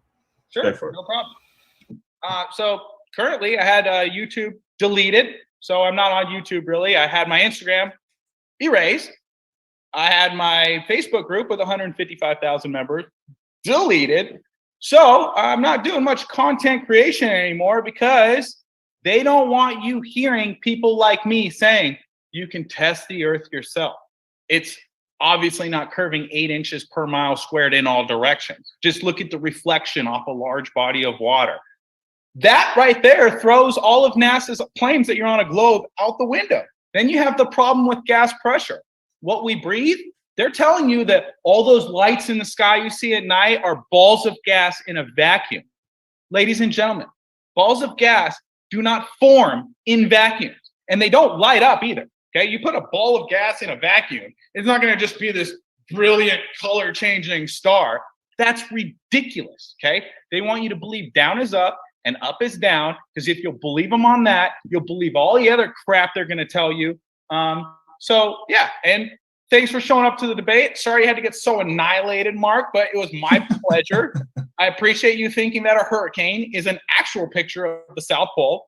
After I showed 100 images, you picked the one that looks like a hurricane. Good stuff. All right. Well, thanks for moderating, Amy. It's been fun. I'm ready for the Q&A, and then I got to walk Gio because he is going crazy. Thank you so very much, Nathan. And then I'm going to hand it right over to you, Mark. What you got going on the interwebs, and what are your final thoughts? Yeah, thank you, Amy. Yeah, I've got a debate coming up against Christopher Mouty for New Year's, which should be fun. Probably on Is Psychology a Real Science, which I'll be taking the negative, just for fun, basically, which is great. So Nathan just doesn't really understand anything about testing, science, experiments, anything at all. He's not involved in the field. He's got no credentials in the field. He basically, and Flat Earth has done nothing but produce hot air over the 100+ years it's been in existence. NASA has produced things. It has done experiments. It has shown the truth. These whole conspiracy theories and Nathan's religious views are just that. They're just a sort of a fever dream that he believes this thing to be true. Gas balls can form in space with enough gravity. That's been demonstrated. The whole idea of the sun being plasma, well, Nathan hasn't done anything to show what the sun is, what the moon is. He basically shirks his responsibility of showing anything and basically just makes claims and then says, hey, prove me wrong. No, that isn't how the burden of proof works, little Nathan. It has to be you showing why you are correct, not me showing why you're wrong, because you haven't done so. You have just made assertions that this is doctored, that's doctored, my mate says it's doctored. Nobody cares what your mate thinks. Nobody. I'm really sorry, Nathan, but you have to come with more than just your assertions, conspiracy theories, and things like that. And I noticed that he did not answer my very basic question, my very, very basic question at the start. Maybe he wasn't paying attention. Wouldn't surprise me. Is that who would take over aeronautics and space if not for NASA? And he didn't answer that, didn't touch it with a 10-foot barge pole. So, you know, just fails to. I'll answer right now if you want me to. No, hey. I'll answer right now. Sure, Okay. answer. Go ahead. Who's taking it over? No one should take over faking space. No one. Space is fake. Nobody. So who should do aeronautics? Is aeronautics? Space fake? We have the Air Force. I mean, we had the Wright brothers back before we had NASA. Okay, so we don't need NASA to build planes. We don't need NASA to make air scrubbers or fire blankies with $500 billion of my money. Yeah, so that's irrelevant. So the whole idea that only military should be involved in flight is the dumbest idea. That's not what I said. The Wright brothers. Excuse me. This is my. That's not what I said. This is my time. That's Nathan, not what this is my time. This is my time. This is my Being time. disingenuous. This is my time. Shut up. I'm going to separate both of you. Yeah. Don't take my ball. Well, I mean, you're interrupting my closing, which is indicative of somebody who has no good arguments and just has to yell and scream. It's really indicative of how poor your argument is that you cannot adhere to, you know, the sort of debate structure. The reason why we don't just give all air flight to military and just whoever wants to do it is because of this mad guy that basically crashed his shuttle and died. It's too unsafe. We need an authority for this. And so basically what he's suggesting is that we just give it to the military. Civilian flight is just not a thing. It's the dumbest idea anybody has ever come up with. We have an aeronautic agency. We do. And they present to us the truth. The fact that Nathan doesn't want to believe it isn't their problem. It isn't my problem. It isn't anybody's problem. It's Nathan's problem. Thank you. Woohoo! And with that, I do want to thank both of our interlocutors for joining us on the debate. We are going to kick it off into the Q&A section for about 30 to 40 minutes. So if you have a burning desire question, please tag me at Amy Newman, and your super chats will get sent right to the front of the list. In fact, Monkey Cat Pat Pat for $2 is it saying, Nathan, just look up, James may be in a vacuum chamber. Right. Let's try and stick with English and complete sentences. Yeah. Send in love, Monkey Cat Pat, if I did you wrong, or if you want to resend that in. But yes. $10 from Lusa Madongo to Nathan. I would love to discuss entropy and thermodynamics. You know, how to measure entropy per unit of measure. Right on. flatearthflyers@gmail.com. Hit me up. Thank you for both the question and the response. $10 super chat from Mark. For Nathan, the benefit of doing pool tests is being able to see bubbles for design flaws. You don't get that with everything less vacuum. You don't get that with everything less vacuum. Please take a basic physics course. Yeah, okay. Yeah, so we could see the bubbles in the spacesuit. That's why they work in a pressurized environment when they're going to train to go to a non-pressurized environment. Absolutely brilliant. Thank you. It looks like we're getting a comment in from Monkey Cat Pat is asking Nathan to look up James May in a vacuum. Seems like that's a name. So the question would be, Nathan, just look up James May in a vacuum chamber. Wait, is that the Top Gear guy, James May? While we're doing that, I do just have I just want to share my screen just very quickly because I've managed to find a video with some ghosting as an artifact. Now that I've had a bit of time to check my stuff. Are we sharing? Yeah, I can see it, Mark. Yep, you are good. See that? See his cheek?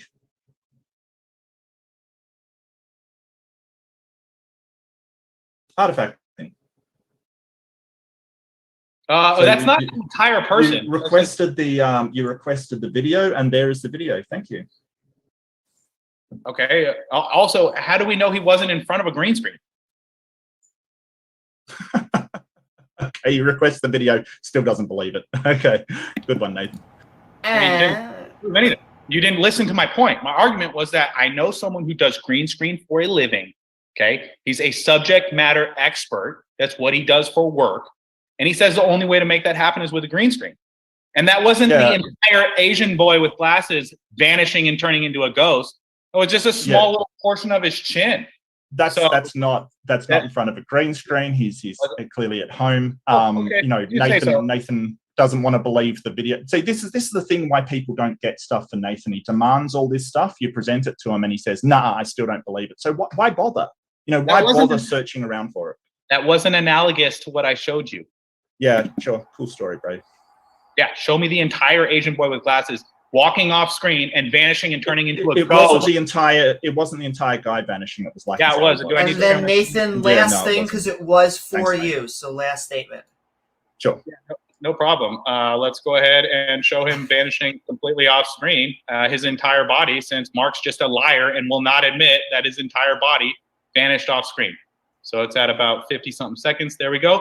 That's the entire astronaut turning into a ghost and vanishing, not just his chin, his entire body. Once he leaves the lighting in front of the green screen, he vanishes. So if you could show me something like that, Mark, really appreciate it. Next question, since it was for me, you don't have to talk anymore, Mark. $5 from Coffee Mom. Nathan, do you have an alternate explanation for how you are using the internet for this debate to replace the science and engineering based on a globe?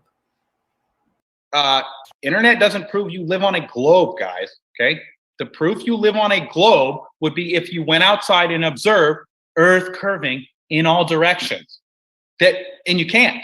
I did it for 6 years. Mark says, oh, I like to just make stupid, ridiculous claims, and I don't do any tests or any experiments. I use lasers infrared, high power zoom cameras. I've got pictures of me using telescopes, even though Mark says I'm afraid of telescopes, all to debunk the Earth curve. And it wasn't even my intention to debunk Earth curve. I just used those instruments to find out, is the Earth curving or not?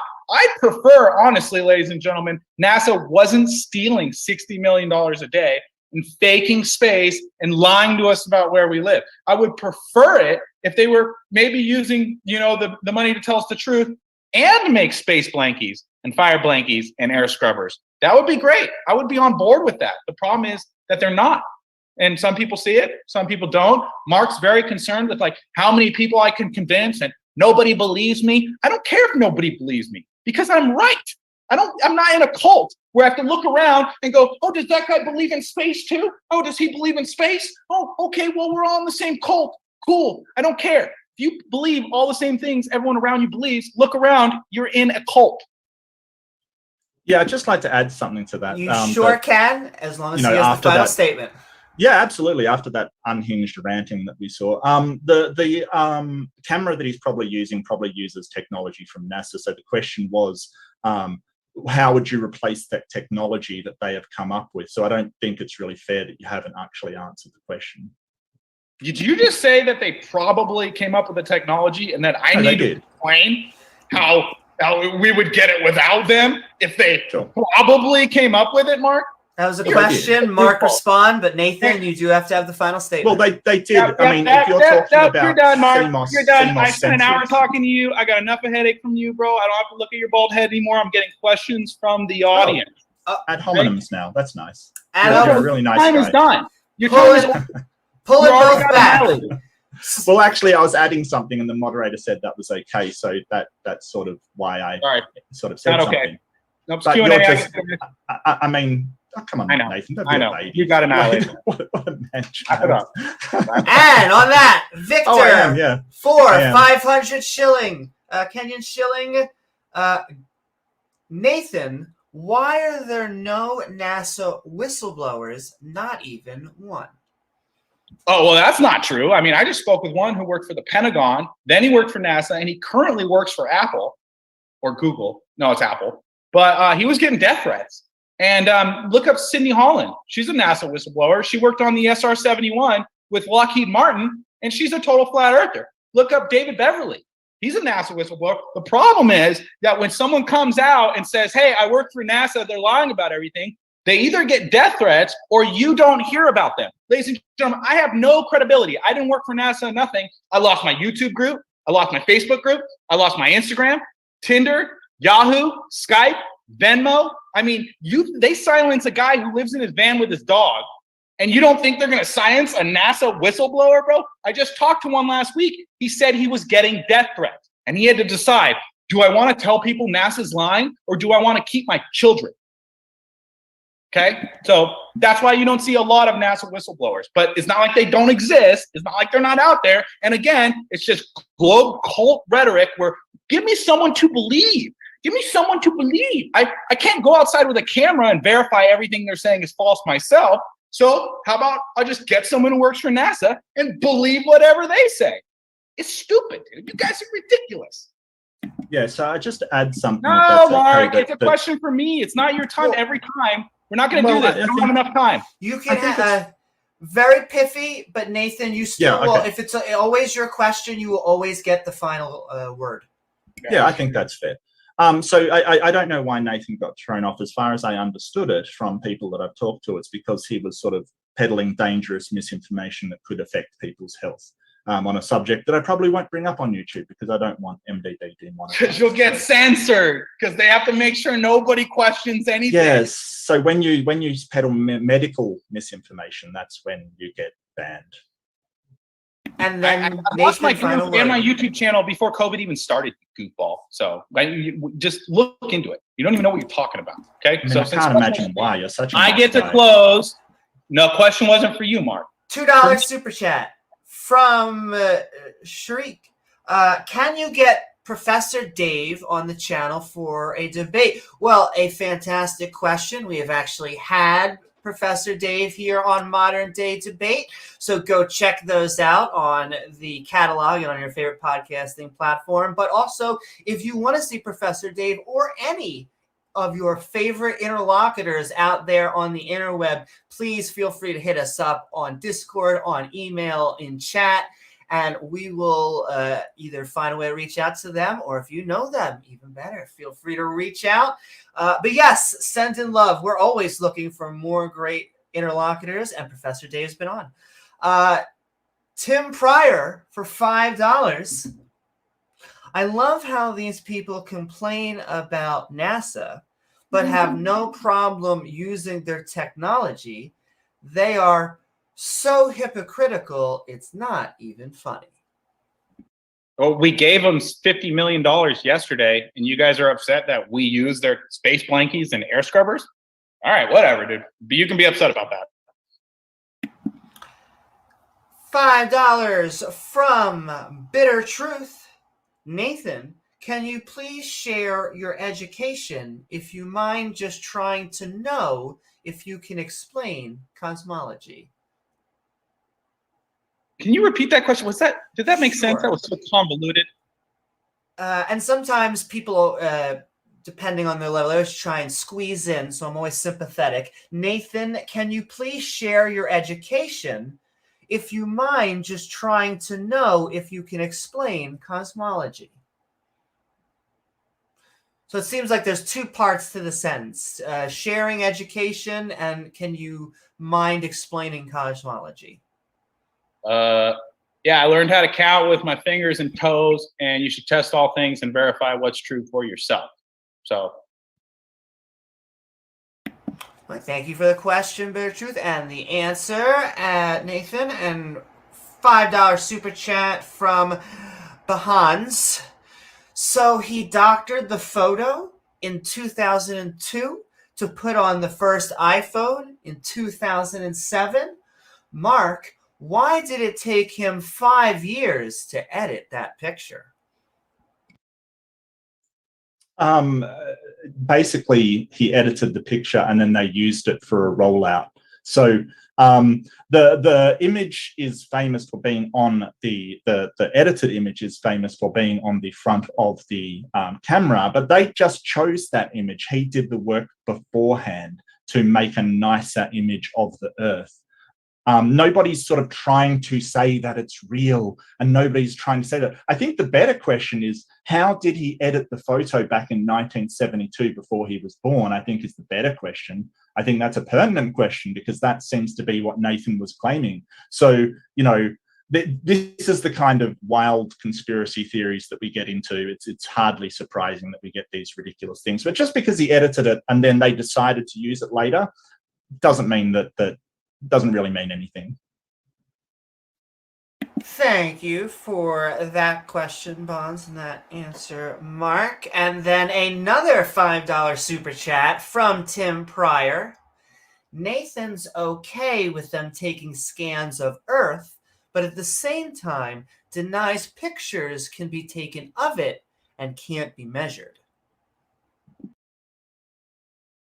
Yeah, if we lived on a flat Earth and it wasn't a globe, it would be very simple to scan the Earth. I heard someone that was in aviation school, flat earther, and they asked their professor, how long would it take for all the planes that do surveillance to map the entire Earth? And he said, well, if you had about 12 planes, they could do it in about a day. And so, yeah, scans are very possible to take on a flat Earth or a globe. The problem is, when you're telling people you have a picture of a globe and it's comprised of a bunch of scans that you started with a blank circle, added a specular highlight to make it look like a ball, and then adjusted the brightness and make it look pretty, it's not a real image, and it shouldn't be portrayed as real, and we shouldn't be teaching it to kids as if it's the truth when you can go outside and verify that it's not. And a 50 New Zealand dollar super chat from Kango44. Question for Nathan. Given you have no formal education in physics, cosmology, math, computer graphics, chemistry, biology, geology, photography, so can you please explain where you get your expert opinions from?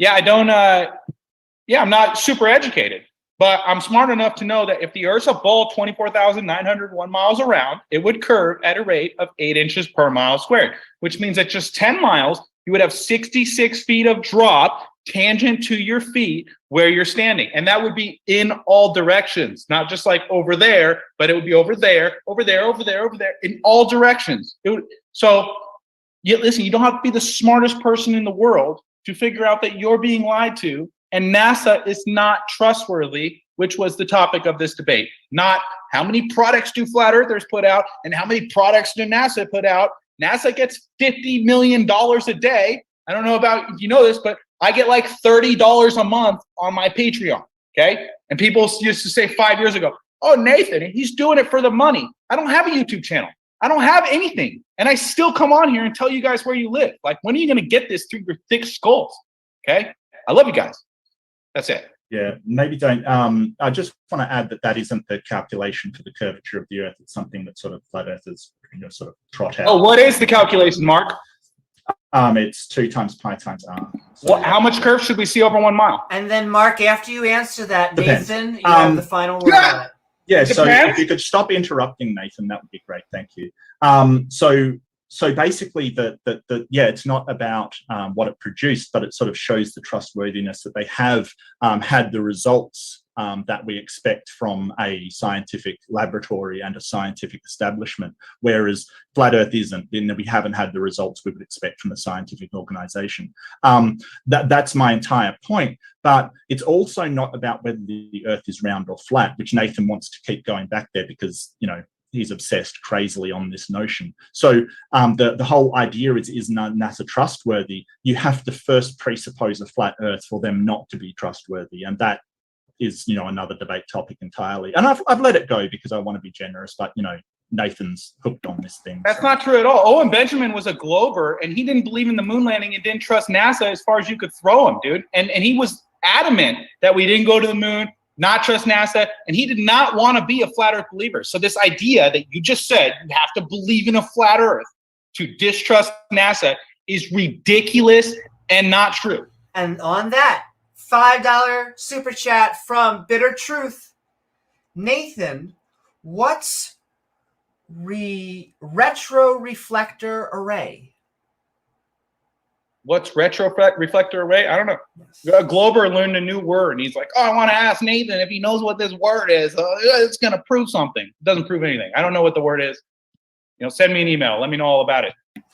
Thank you so very much, Bitter Truth. Also, if you want to tag me again, we'll also ask it again. But also, thank you for your answer, Nathan. Moving forward, Kango for 44 for $5. Question for Nathan: did you stack toilet paper really high to disprove NASA? No, it's actually a funny story. I got flown out from Virginia to LA by a couple guys that said they were Harvard students. Turns out they weren't. They were liars, like the people at NASA, because people who love liars will also turn out to be liars themselves. So they folded toilet paper. They said they did a test with Borat in Kazakhstan. And they paid for everything and lied to my face. And quite frankly, I think they're a bunch of losers. So, but they did it, not me. Go watch the video. Come on, it was kind of funny. You got to admit, it was kind of funny. It was pretty hilarious. Yeah, I'll agree. Yeah. But if you got to lie and put on a whole charade to be funny, it's really not that funny. I mean, you could be funny without lying to people, without flying them away from their home and their family and their pets and their animals, and making them waste their time. Okay, it's not really cool. It's disingenuous, Mark. $5 super chat from Tim Pryor. Nathan, you literally said he's the one that came up with the blue marble when the original was before he was born.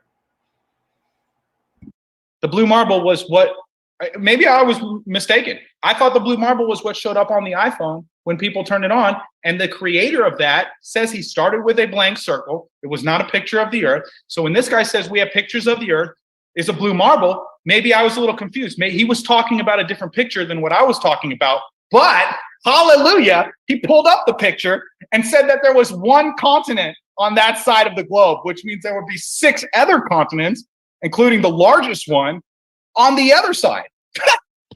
Brilliant. Excellent. Brilliant. We're just crushing it.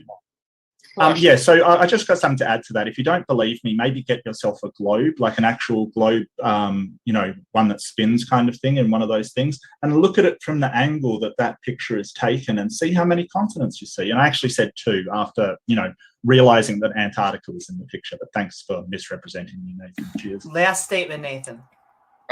Actually, you did say 1. Okay, anyone can go back and watch the debate. You said 1, and then you changed your answer. $5 super chat from Bands. Mark, you can read the founders of NASA and JPL books and papers. They tell you what they believe. Just because you haven't read them doesn't mean it's fake. What? I'll read that again. Mark, yeah, you can read the founders of NASA and JPL books and papers. They tell you what they believe. Just because you haven't read them doesn't mean it's fake. Well, I mean, yeah, I guess so. It's just NASA, and I mean, I'm presuming you mean NACA, the NACA, because that's where NASA came from. So I presume that's what you're talking about. They aren't the same organization back when they were sort of storing biplanes in barns kind of thing. This is called a genetic fallacy, where you're basically sort of saying, well, the thing, if its origin has this origin, it must be the same thing. And that is not true. It's called a genetic fallacy. It's like saying, oh, well, you know, originally when we had you know, we're beating people with rocks, you know, as cavemen or whatever. So therefore, rocks must be used for that purpose. It's not the same thing. The origin does not determine the current usage. And if you want to, do look up that fallacy. But yeah, I'm not sure exactly what they're getting at, so I'll leave it at that. And 500 from Victor again. Nathan, do you have any scientific evidence that contradicts anything NASA has produced? Yeah, NASA produces pictures and tell you live on a globe. Well, the evidence that's not true is hydrostatics, which states the study of bodies of water at rest, that any body of water at rest will be level and horizontal to its container. Now, you can look up the word level, means free of bends, curves, and irregularities. The synonyms would be flat, plumb, flush, and straight.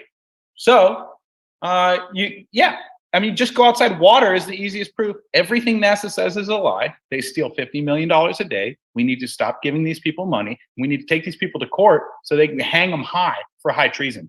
That's what we need to do, straight up. Thank you for your question, Victor, and your response, Nathan. And $5 from Shane Cup. Someone tell me why all the pictures NASA has of satellites are CGI, no real pictures. Yeah, that's because there are no real satellites. Temporary helium balloons, surveillance planes or drones. You can do everything they say they do with satellites with, you know, a few things that we already have here on Earth.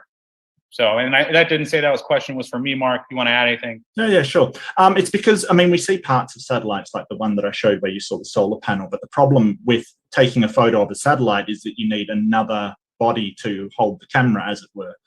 So it's a major problem with things like the ISS is technically a satellite. So you do see pictures of that sort of, you know, on an angle taken from exterior cameras of the ISS. So those are real photos. So we do see real photos of satellites. It's just you basically will say they're fake because, you know, but yeah, I mean, if you're talking about these photos that Nathan's so kindly showing, who's holding? Wait, you said photos? Why can't we? Did you say photos? Well, which one's a photo, Mark? Which one? Yeah, Nathan, this is my time to talk, mate. So, you know, be quiet. So these pictures are like what do we have to do? Like launch another satellite to take a picture of the satellite? this is a problem because we can't do that. It's unfeasible to do that. But like if you go up, and I noticed that Nathan's skimming past it. If you go up, we do have partial shots of something like the ISS. Like down a bit, down a bit, down a bit.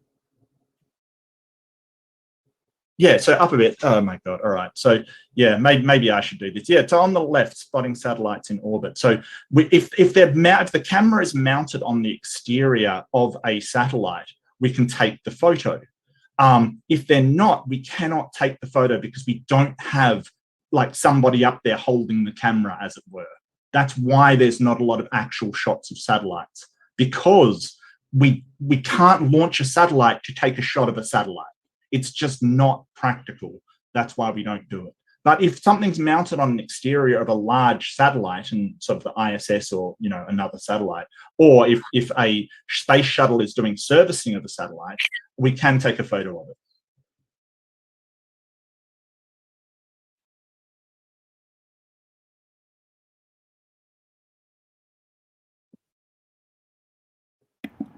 I don't know what Nathan's doing right now. I've got no idea. I was going to say, I'm going to move I don't know. Go ahead, on. next Okay, just making sure. And on that, Christopher Custon for $5. Well, Nathan, maybe shop this share, Nathan, if you're finished with that, mate. explain earthquakes on a flat Earth. Mark, I know you can explain for a globe. So, Nathan, explain earthquakes on a flat Earth. Yeah, the floor shakes sometimes, and it's not a globe, it's flat. Now, the deepest hole dug is 7 miles. So Mark can show you all kinds of cartoons about different layers of the Earth and how what's below our feet is actually hotter than the surface of the sun. But not only is that illogical and false, it's just made up. They don't know because they've only been 7 miles deep. So I don't have to know what's everything going on under the Earth to test and verify that it's not curving in all directions. So see, falsification is independent of replacement, which means if I can prove the Earth's not a globe, I don't have to come up with every answer for everything. Why do we put milk in our cereal? How come bread rises when you cook it? I don't need an answer for all that. I falsified the Earth curve. That's what, so it's not a globe like they claim. So they can stop stealing $50 million a day from us, probably give some of it back. That'd be nice. Yeah, so I think it was directed to me as well. I'll just sort of say that, yeah, so when you go 10 miles underground, it gets up to like 900 degrees. It gets hot down there. We know this for a fact. It's not a surprise. So plate tectonics, the way that plates are basically moved by convection currents underneath the Earth in the magma. And we know magma exists down there because, volcanoes, I don't know how, Nathan explains that one. Might be a good question to follow it. But basically, they move the plates. The plates rub against one another in a lateral way to create earthquakes. They hit one another and at very slow speeds. This is sort of very, very long periods of time. Some are subducted, and that causes a shaking of those continental plates, or localized to the fault lines on those plates, and that causes the earthquakes that we experience. And $5. Amy, that question was not for him at all. He said, I know Mark could explain it. I thought it was mentioned. It included you both. I think it definitely wanted you to answer, Nathan. Well, do you want the last word, Nathan? Yeah, I'll let you have the last word. I think he should have the last word then. Yeah, you just said we know it's hot down there, and then you guys want me to explain volcanoes and earthquakes. Okay, it's in the HAARP documents that HAARP could actually create earthquakes. So the earthquakes don't all have to be natural. They could also be man-made. So, and look into it. I know you laugh, but there's like 8 things that HAARP does, including mapping underground. They can do all sorts of things with HAARP other than sending frequencies into the air. So it's a multi-purpose establishment. They do like 8 different things. So I'm just saying, I mean, the earthquakes don't all have to be natural. Some of them could be man-made. That's admitted in their documents. So he has an addendum for the super chat. Nathan, if you would also like do you have any opinion on lava or magma? Yeah, it's hot. That's my opinion on it. It's really bright, and it comes from under the ground, which Mark and I will agree, it's really hot down there. And you got a lot of pressure. Anytime you add a lot of pressure to something, it gets hot. So that makes sense that you would get some type of lava or magma. Definitely doesn't prove you're on a globe, though. Thank you so very much, Christopher, for your super chat, and Nathan and Mark for your responses. $5 super chat from Tim Pryor again. Tim, thank you for all the super chat love. Another lie by Nathan. All astronauts were not Freemasons. Literally 2 seconds of research says otherwise. I never said all astronauts were Freemasons. It's an obvious straw man. Anyone watching the debate, go back, look at the debate. Find out when I said all astronauts were Freemasons. I said there's a connection. Buzz Aldrin he admits he took a Freemasonic flag to the moon and walked around when he was playing golf and riding around on dune buggies 60 years ago, which we destroyed the technology, and it's a painful process to do again. So yeah, good times. So thanks for the question, Mark, or Tom, Reid, whatever that guy's name was. Tim. Thank you, Tim. Thank you, Nathan. And then another one for Earth is Light for $5. Nathan, what's the distance between Johannesburg and Sydney on a flat Earth? Not sure. Haven't measured it. So kind of a silly question. I mean, I don't know. Thank you so very much, Earth is Life, for your super chat and that answer, Nathan. And Kango44, again, thank you for 10 New Zealand. Nathan, I took your advice and tested the Earth myself. It's a globe. Nathan, why don't you do T-jump radar experiment? You could measure the shape of the Earth yourself. Yeah, these guys want me to spend $10,000 to do a test that T-Jump hasn't done, doesn't have any proof of, says he did it, but there's no evidence. So that's a really cool story. But they want me to spend $10,000 when I already spent thousands and thousands of dollars on high-power telescopes, the highest power zoom camera that's majorly manufactured, the P1000. I bought 2 of those, and I had a P900 when that was the highest power zoom camera that was available.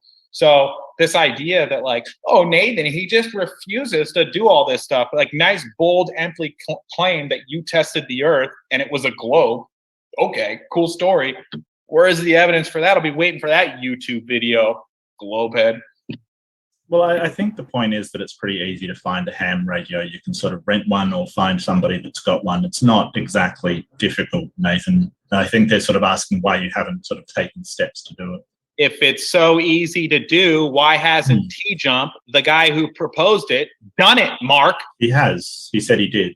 Oh, he said he did. Yeah, and you're over here saying, oh, it's so easy to do. It's so easy to do. You could just rent one. Oh, well, why doesn't he have any proof, Mark? Well, they do it in universities all the time.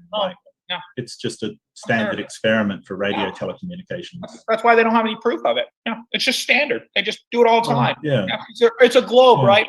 Thanks, Mark. It's like sort of experiments done in a vacuum chamber. Mark, I get the last word, not you. Haven't you figured that out yet? That you don't get the last word, so that means you get to shut up and listen to me, and then we move on to the next question. That's how it works, okay? Do you have some kind of like learning deficiency, disability? Pulling both of our lovely interlocutors apart. As Bitter Truth, $5 super chat.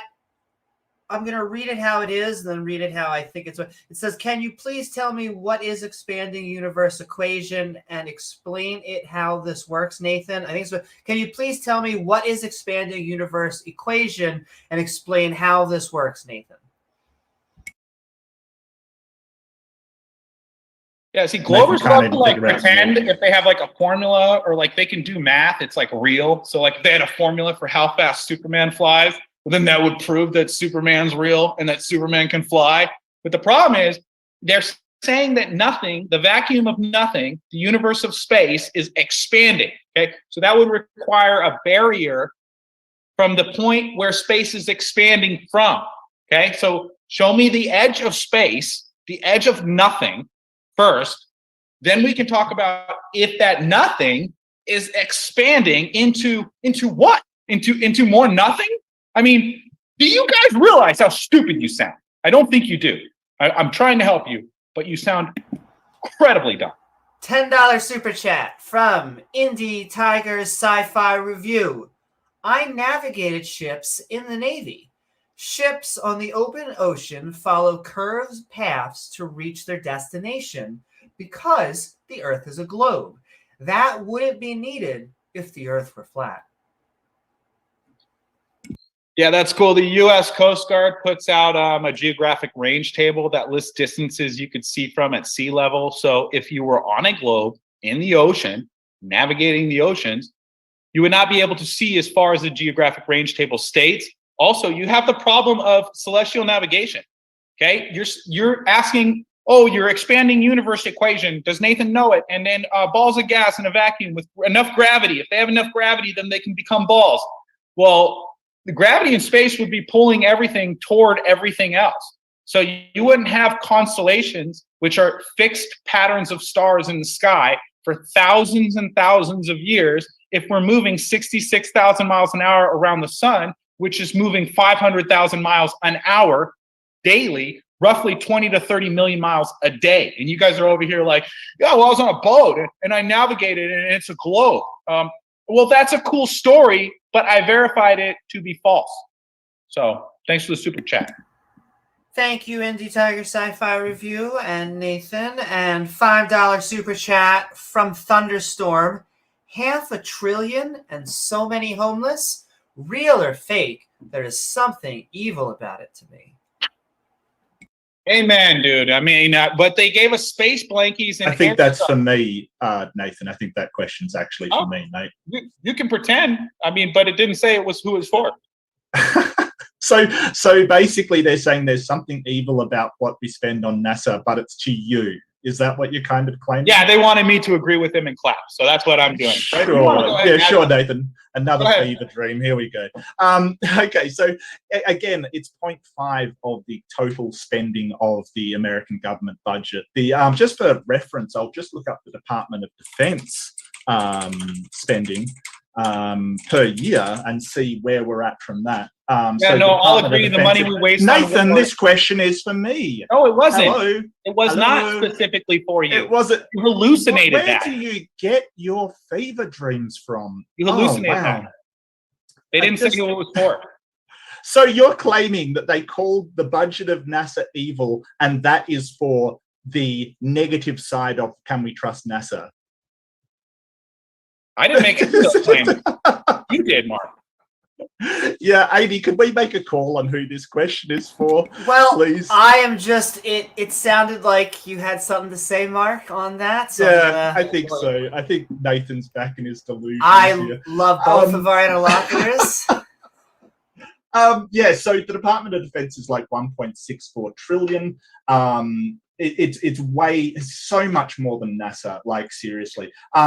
I think it accounts for, and I'm not sure of a percentage actually, what percentage that is. I'll see if I can find it for you. But there's a lot of departments that do use a lot of the budget, and it does go all over the place. I don't think it's evil considering the amount of benefits it provides us and all of the things they've come up with and all of the research that we've made. And if you're not in a delusion like Nathan, you can see that advance towards aeronautic travel and rocketry space travel is actually a really good thing that we're putting that money into. And for the 0.5% of the budget, it's actually really cheap.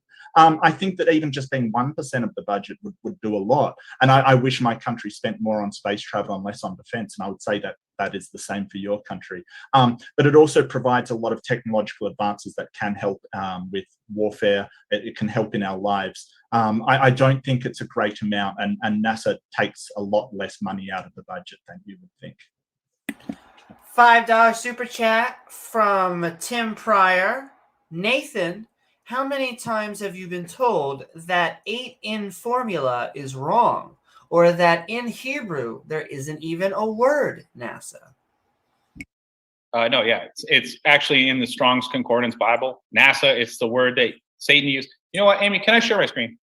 Because I'm just gonna go over this one real quick because People just cannot figure this one out themselves, and it really just takes like 30 seconds of research. So blue letter Bible, Satan deceives Eve. So, blue letter Bible.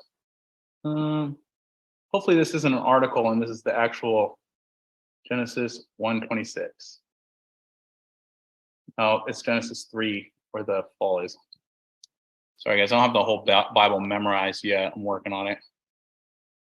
No, I don't want Exodus 1. Okay, so Amy, there was a second part to that question. Can you remind me what that was real quick?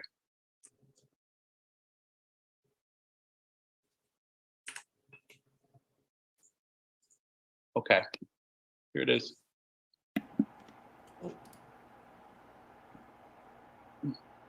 There we go. Can you see my screen now, Amy? Yes. Okay, look, English, beguiled me. Transliterated, N-A-S-A. It says beguiled me. Look, the serpent beguiled me. The serpent nassa'd me. So how easy was that, globeheads? Pretty simple, right? I mean, you could do all this stuff yourself. You don't need Nathan to show up with 0 credentials and teach you guys everything. I mean, give me a break. Give me a break. So was there a second part to that question, Amy? So the Hebrew for NASA was the second part. The 8 in formula is wrong was the first part. Oh, yeah. Mark was going to tell everyone how many inches of curve there are per mile.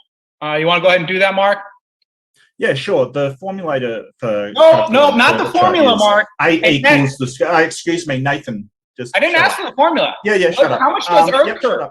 Yeah, the question was for me, so you don't even have to talk. Can I talk, or is that something that Nathan doesn't want to have? So if you're not going to give me a measurement, So Nathan's because because you asked the question, I'm going to let Mark respond, but then Nathan, you get the final word on whatever he says. So the formula is 8 equals the square root of r plus h, where r is the Earth's radius and h is the height above sea level, squared minus r squared. So when he's sort of saying, hey, what should you see? It depends on your height, basically. So this sort of very, very simplistic, oh, well, you should see this much. There's a number of assumptions of which may be completely faulty in that calculation. So the formula is 8 equals the square root of r plus h squared minus r squared. How much over 1 mile does Earth curve, Mark? Depends on your height.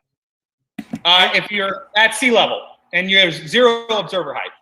And on that note, he gets the last word. So within 4. Hey, Amy, Mark was going to give me the Earth curve.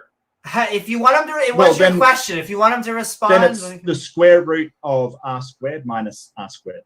How much drop tangent to your feet in inches or feet, Mark? Go ahead, give it to me.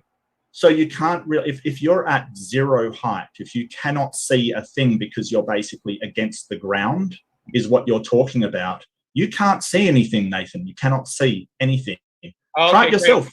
Great. Put a camera on the ground and see how many miles you can see, Nathan. Go for Amy, it. Do you see Enjoy that, mate.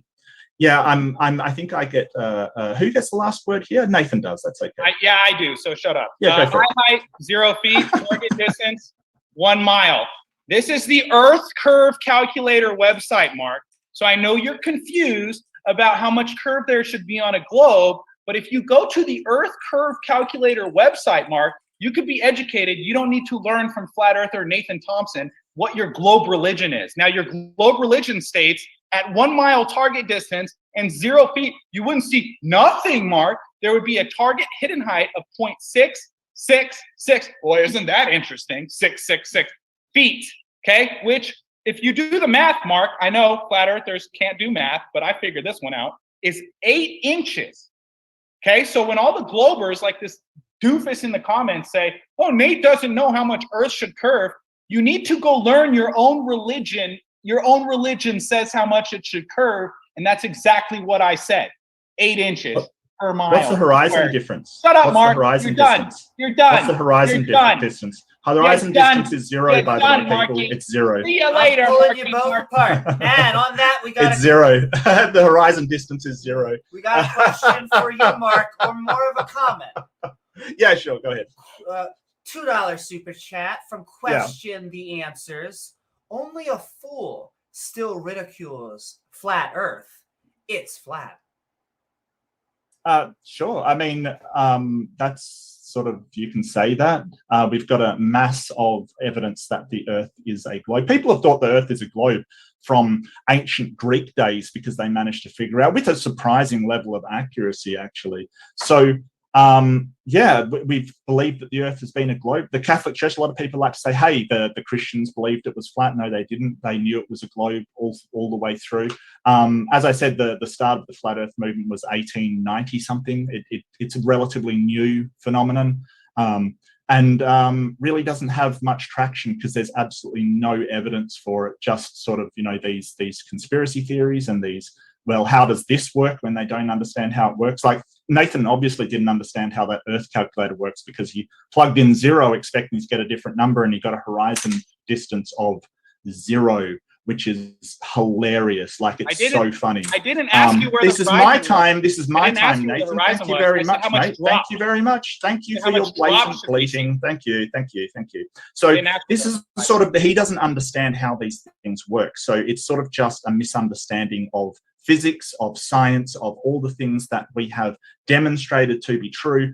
And then somebody with no credentials and no way of evaluating whether something is true or false goes to a curve calculator, puts in 0 expecting to get, a certain distance, and gets 0, which is exactly what I said.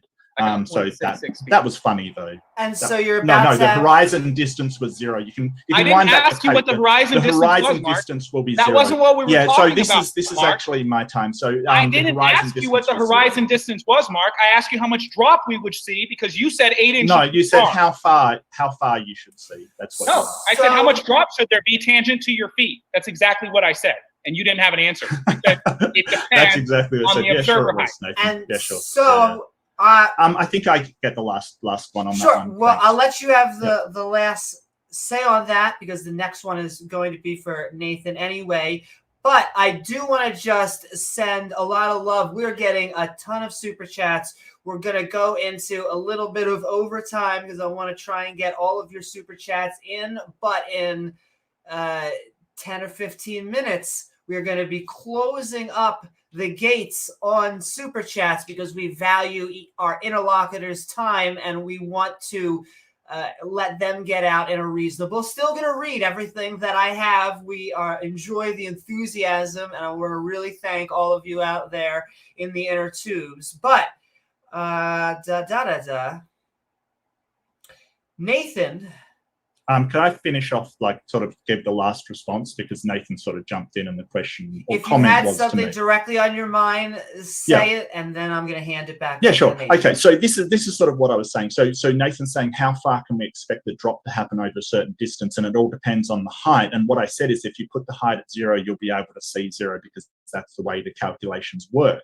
And then he puts it in, gets 0, and tries to say, hey, well, I said something else. No, what I'm pointing out is that simplifying it down to an amount per distance isn't a good representative of how far you should be able to see, because as the person before pointed out, Nathan constantly misrepresents the formula to find the curvature of the Earth. So he just misrepresents it. Somebody gives him the right one. He continues to misrepresent it. Then he puts it into a calculator, gets exactly the answer that we expect, and then claims, no, that's what he never asked. Well done, Nathan. And I will hand it over to you, Nathan, but you also seem to have No, I have the last word. Well, it's a new question for him. Okay, gotcha.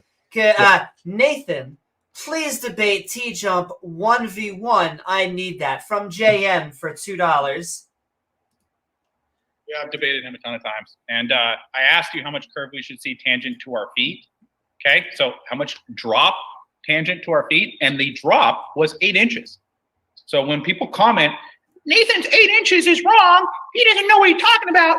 It says 8 inches on the Earth curve calculator. So there you go, Amy. Next question. Thank you. And I will say we always love T-Jump on Modern Day Debate, as well as Mark and Nathan. We love our interlocutors. And once again, I'll keep saying it. If you have a favorite interlocutor atheist, theist, liberal, conservative, doesn't matter, globe or flat, send them to James Coons, to myself, Sideshow, Hannah, all of the lovely mods out there. We will figure out a way to get them on here. Okay, Earth, first, space later. Nathan knows the selenium destroys heliocentrism. That is Selenelion. The Selenelion. Selenelion. It's called Thank on the you. globe Earth model the impossible eclipse because it wouldn't happen on a globe. So also eclipses are claimed to be Earth's shadow. Some of them, lunar eclipses, are claimed to be Earth's shadow on the moon. But the lunar eclipses are glowing red, ladies and gentlemen. Now, tell me when you've ever seen a shadow glowing red. And here's the funny thing. Globers will walk right into this argument. They'll say, oh, but it's being refracted by the Earth's atmosphere, and it's because of the weather. Well, you got a problem with that one, globeheads, because now you got to predict the weather 3, 4 months, years in advance for your lunar eclipse. And let me tell you what, that ain't happening. So you got a problem there. If it's refraction, big problem. But yeah, doesn't look like a shadow at all. It's glowing red. The moon is self-illuminating. Its light is cold. It's wet. It's moist. Unlike the sunlight, which is hot, dry. And actually the sun's light's preserving. The moonlight is putrefying. So they are yin and yang. That's where the symbol yin and yang comes from. The sun, which is round, and the moon, which is round, orbiting around the flat Earth. It's one of the oldest symbols in the book. $5. Can I just add one thing Yes, quickly? you I just want to can. add one thing really quickly. Please.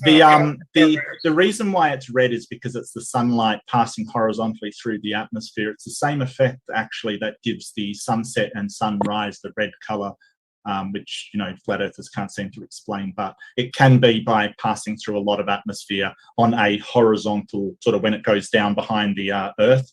When it passes through a lot of atmosphere. When it's going below the horizon, it takes on a red color, and that's exactly what is reflected onto the moon.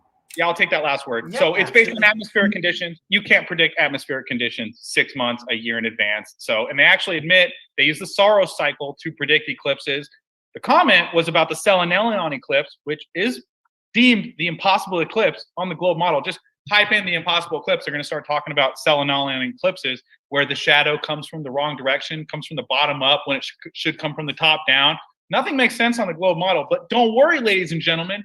We have experts at NASA that gave us space blankies and air scrubbers so we can believe everything they say. $5 super chat from Tim Pryor. When you have to confirm to yourself you're winning, more than likely you're not. And it's cute you still think South is down. That's not a question. Thank you so very much, Tim Pryor, for your super chat. And moving to Bitter Truth for $5. Nathan, if you send out to the moon and you see Earth is a globe, will you still believe Earth is flat? Yeah, I call this the Snoop Dogg fallacy. This is this idea that to figure out where we live or what Earth is, we need to get high. You don't need to get high to see that the Earth is a globe. You could test Earth's curve from the surface. It should curve 8 inches per mile squared in all directions. I just clearly showed that on the Earth curve calculator. So you learn something new every day, Globers, and it's my pleasure to teach you guys. It really is. Thank you for your super chat and response, and a $2 super chat from Minecraft Player. I didn't watch, but I like the shape of Mark's head. Thank you for the super chat. $5 from Tim Pryor. It's a globe. It's globe. Literal globe head. It's funny how Nathan still thinks it's NASA that takes our money when they get their money from the government and have to do what they say with it. That's a good point. I wanted to bring this up because Mark said that NASA is accountable to the government. Now, I don't know if you know this, Mark, but NASA is the government. So it's like basically checking and balancing yourself, which cops love to do this. Cops are like, oh, well, we have some guy who's misbehaving. we're going to look right into it. Don't worry. Us cops are going to judge the other cops and make sure that we're all doing the right thing. Okay, so NASA being accountable to the government is basically Mark's telling you guys, NASA is accountable to NASA.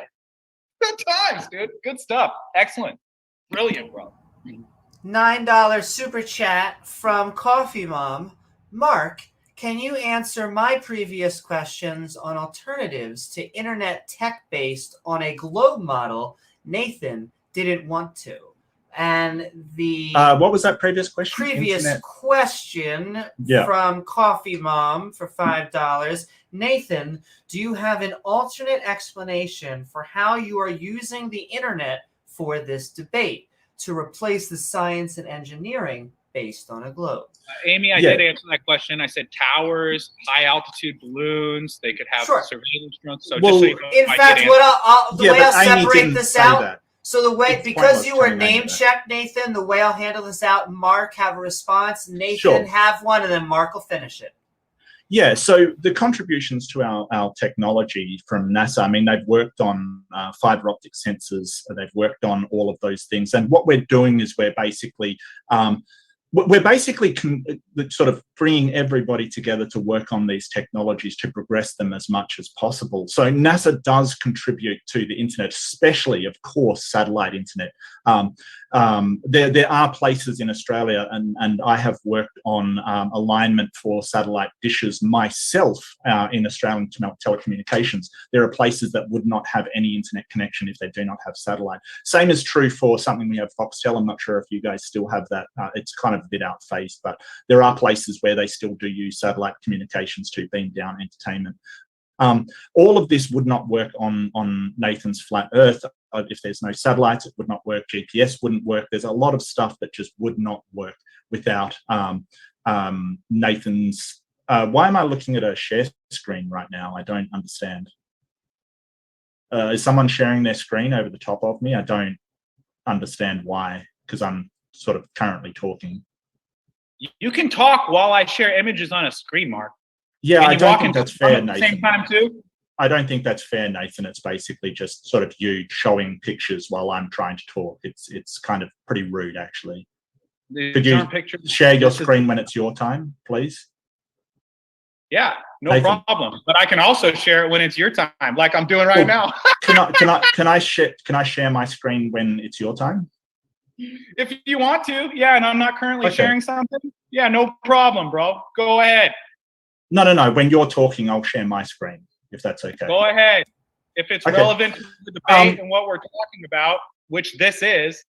Yeah, so basically, they don't have a technology to replace satellite communications and the kind of communications that are like this. Yeah, so it's really up to Nathan to show that feasibly we can sort of produce the same results with flat Earth technology, which flat Earth technology doesn't exist. So, you know. And I will, you were already screen sharing, and I'm going to let that, and then future we'll go back and forth. But it's already right now Nathan's turn because Mark just had his, and then Mark will have the final word. But Nathan, but I'll be sharing my screen for this one, actually. That's true. In fact, and we'll I have something to share right now, Mark. It's tough. You shared your screen. You shared your screen while I was. You didn't have anything to share. You doofus. I do have stuff to share. I do have stuff to share. That was the first time it happened, and so we'll just call that a freebie for both sides. But then moving forward, whoever is talking will be the person who gets to share screen. Okay, so I want to share my screen now. She just said we're not doing that, doofus. Well, technically speaking, it is your turn right now, Nathan. So but it was my turn, and he shared his screen. Hey, why are you talking? It's not your turn. Mark, you will be able to have the final word, and I will switch to your screen share when he has done his statement. Great. Mark's super confused on how we don't have like metal boxes floating 18,000 miles an hour in a vacuum of nothing, and how Flat Earth would explain that. Well, go ahead. Let's take a look, maybe just 30 seconds, 45 seconds at this video. A manufacturing system that can manufacture many of these balloons. We're going to need to have a mission control system that can keep track of the balloons. We're going to need to have an operations team that can launch these balloons and then recover them when they're ready to come down. So each piece of the process got to be bigger. It had to scale up. It was pretty challenging, getting the balloons to be more durable and more. So basically what he's saying is now we've gotten to the point where we can make thousands of these balloons a day. And Mark's over here like, well, how could we get signals from the sky if they're not in space? It's ridiculous, bro. You think you're going to spend billions of dollars on satellites in space when they can put one of these up for $20,000, $50,000? You think that's monetarily feasible? It's ridiculous. And that's why all the cartoons or satellites in space are cartoons, because they're not real. You have a hocus pocus booga booga fairy tale religion, Mark. And I demolished it in this debate. Thank you. And then it is up to you for the final say, Mark. Thank you, and I'll share my screen. The reason why that Nathan has to sort of say, oh, I demolished and I destroyed is because his arguments have been so poor. My arguments stand on their own merits. I will support them. This is the kind of thing that we're talking about, satellite communications. This is probably, this one is probably a ground station at, I don't actually know where it is, but it does look like there's one at Ghana. There are tons of these that point either up or straight up. They do not focus balloons. Let's have a look at Nathan's project and see who's actually ranting incoherently. There's how Google shut down the Loon Helium balloon project, the exact project we were just shown. Oh dear, oh dear. Why did it fail? It failed. There's a difference between potentialization and actualization. Its execution was less than ideal for long-term sustainable business. It basically did not work, could not work. It was not feasible to do so because it was too expensive. It was shut down. Now, I'm saying you possibly could make it work if you wanted to spend way too much money on something that is inferior to satellites. But, you know, we've got all of this equipment to do satellites and it does work. I don't know why Nathan's fever dream of putting balloons up. You know, which balloon is this pointed in? It's a balloon directly above, is it? It's very, very strange of Nathan to sort of claim this. This one is obviously targeting some sort of balloon straight up. No, these are targeting satellites. They're not targeting balloons. There's no reason why you would need a dish of this size to target a balloon. There's absolutely no way. But if you're targeting a satellite, which is out of atmosphere, absolutely you do. 100% you do. So that is the actual science behind satellite internet. Been around for ages. I've worked with it. I've talked to technicians working with it. I've gotten coordinates and aligned dishes, or rather giving it to the technicians to align dishes with. It's a thing. And so, you know, sort of Nathan puts up balloons of a project that failed to sort of say, hey, it's balloons. Wow. Well done, Nathan. Well done. And on that note, $5 from Tim Pryor, but they didn't silence all the other Flat Earth channels, did they, Nathan? No, yeah, they didn't. Actually, they do. They shadow ban them. They admitted to the Senate that YouTube is censoring Flat Earth. So if you think that they just deleted my channel and all the other Flat Earthers are just willy-nilly, their videos are all getting promoted, you are smoking crack. And a $2 super chat from Sharik. Nathan, what is your educational background? I memorized pi up to 300 digits, and I can write mirror image left-handed. I taught myself. $5 super chat from Rad Crab. Nathan, what would be the actual purpose for NASA lying? What are they trying to hide and why? Yeah, that's a good question. You know, like I said earlier in my opening, I'm not Miss Cleo. I don't have a crystal ball. You want me to divine their motives for stealing $50 million a day from taxpayers? Well, let's start with the obvious. They get $50 million a day from taxpayers. And Mark over here will be like, oh, that's nothing compared to defense spending and stuff.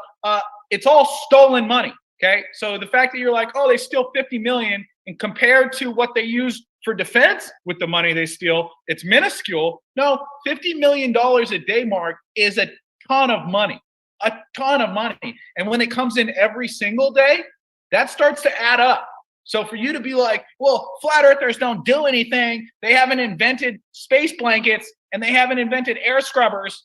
Okay, well, try giving me $50 million a day for 50 years and see what I come up with. Okay? Probably be pretty cool. So thanks for the question. Appreciate it. $5 super chat from Upside Down Guy. Does Nathan still chase kids around during recess? Does Mark acknowledge that there is no proof that the sun orbits the Earth and is only a belief? Nathan, I think you were name checked first. Yeah, no, I still chase kids at school grounds all the time. I'm only blocked from 80 schools in South Carolina. So other than that, I can approach schools and talk to children about the reality of where we live anywhere. Yeah, who would have thunk? It's America, free country. Kind of weird, huh? And then Mark? Yeah, that's kind of scary and unsettling. I don't know why you're hanging around schools at all, but I probably wouldn't as a grown man.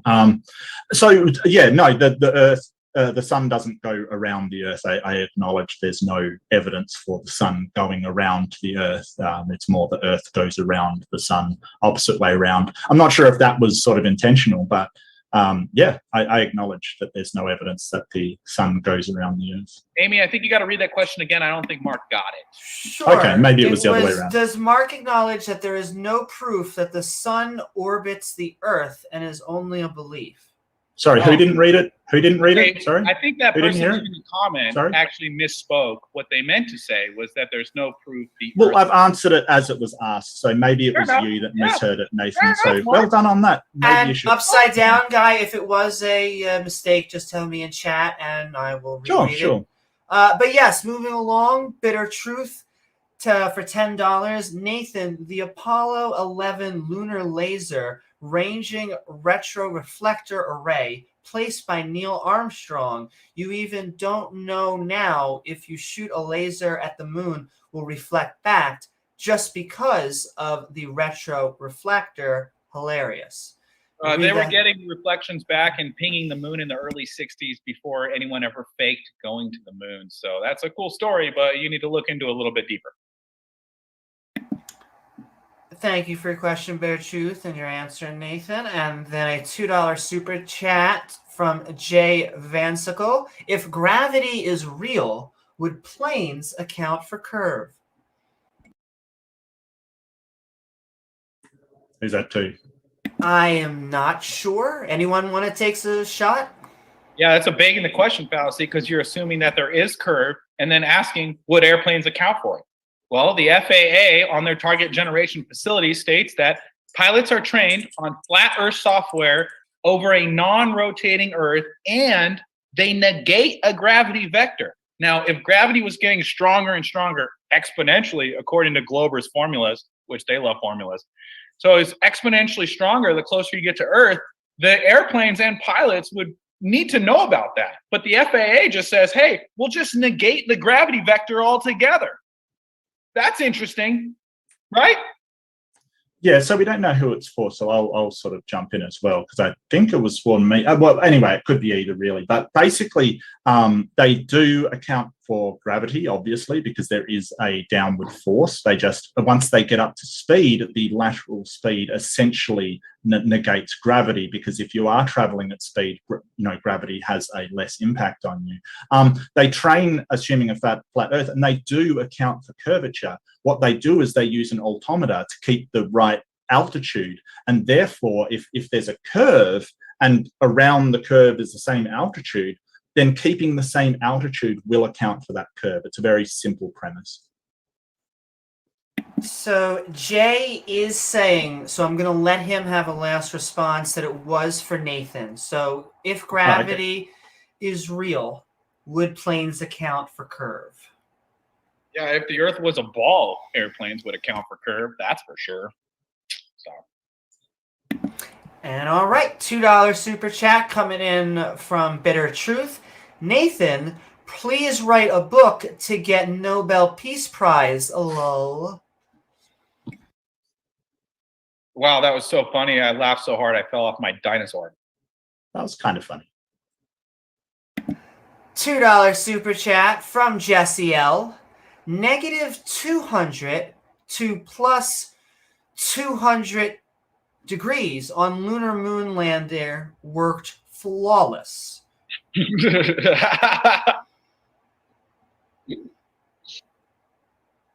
All right. Thank you so very much, Jesse L, for the love. We're sending that love right back. Earth first, space later for $5. Nathan, explain a Selenelian. I still can't say it. Selenelian. Selenelian. It took me like a week to get Amy, and I looked at it every day. So it's a hard one. He wants me to explain it. Selenelian eclipse. Yeah, that's when the sun and moon are both visible at the same time during an eclipse, when globe heads will tell you the Earth is in the middle of both of those two objects. Now, if you're on a ball and the sun's on one side and the Earth is casting a shadow on the moon on the completely other side, you wouldn't have the sun and moon both visible to a single observer during a lunar eclipse. Great super chat, Earth first, space later. You are a legend. Well, to be fair, I think he asked you to explain it on a flat Earth, Nathan. You think? Did he? Yeah, I do. Yeah, well, read the question again if you want. Yeah, go ahead. It just says, Nathan, explain it. Though, if he does mean with that, send it in chat, and I'll add that asterisk. Because we're sending love to everybody who sends love to us. But moving forward, $10 from Tim Pryor. About 8 billion people on this planet looking outside right now don't see any cars. According to Nathan's logic, cars must not exist since we can't see satellites all the time. Yep. Cars don't exist, according to my logic. Good call. Well, I can see one in the background, so like... $5. That's CGI. That's artifacting, Mark. CGI, okay. $5 super chat from Brad Anderson. Nathan, as a boat captain, how can I navigate a flat Earth with our latitude-longitude system when longitude coverage is again below the equator? I haven't done too much celestial navigating myself, but I know that south of the equator, it's more difficult because you can't see Polaris, which the fact we have a Polaris pole star that lined up for a hole into Georgia Guidestones for 40 years, when Globers say we're moving around in ever-expanding space and everything's attracted to it at breakneck speeds. I mean, the sun's moving 500,000 miles an hour on the globe model, and they erected stones in Georgia that had a hole pointing towards Polaris for 40 years, and I filmed it. It's on my YouTube channel, so that's pretty interesting. So that's what I got. Well, the pole star of the South Pole is Alpha Pictolis, I think. It's not stationary, it's analogous to Polaris. $5 from Tim Pryor. Nathan, thanks for showing again why flat earthers mean nothing in the real world and why you depend on us for technology. Yeah, I don't depend on you guys for anything. You guys don't do anything. You guys give $50 million a day to NASA so they can make space blankets and air scrubbers and think that that's worth $50 million a day. Come on, guys. Let's be real. You're not doing that. You didn't invent space blankets, and you didn't invent the air scrubber. You didn't do anything. Mark, why? Oh, from Patty Q for $5. Mark, why? What do you think about Operation Paperclip? Nathan, you're doing yourself a disservice by being condescending. Yeah, so Operation Paperclip was basically in the very last days of World War II. The American forces captured some camps with a lot, sort of 1,600 from memory, scientists and technicians from the German side.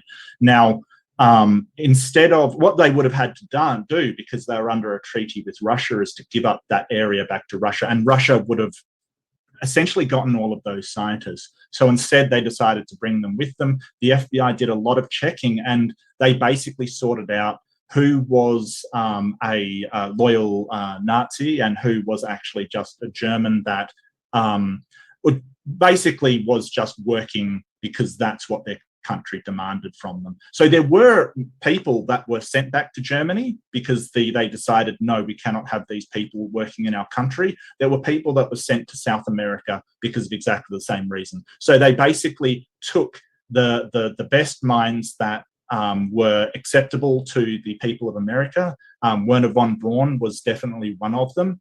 I have mixed feelings about this. I probably would have liked to see more punishment for them. I think that working on behalf of the United States, who they sort of contributed fighting against, is a punishment that, or, you know, is something that sort of redeemed them. However, I'm not sure, while practical, I'm not sure it was a moral thing to do.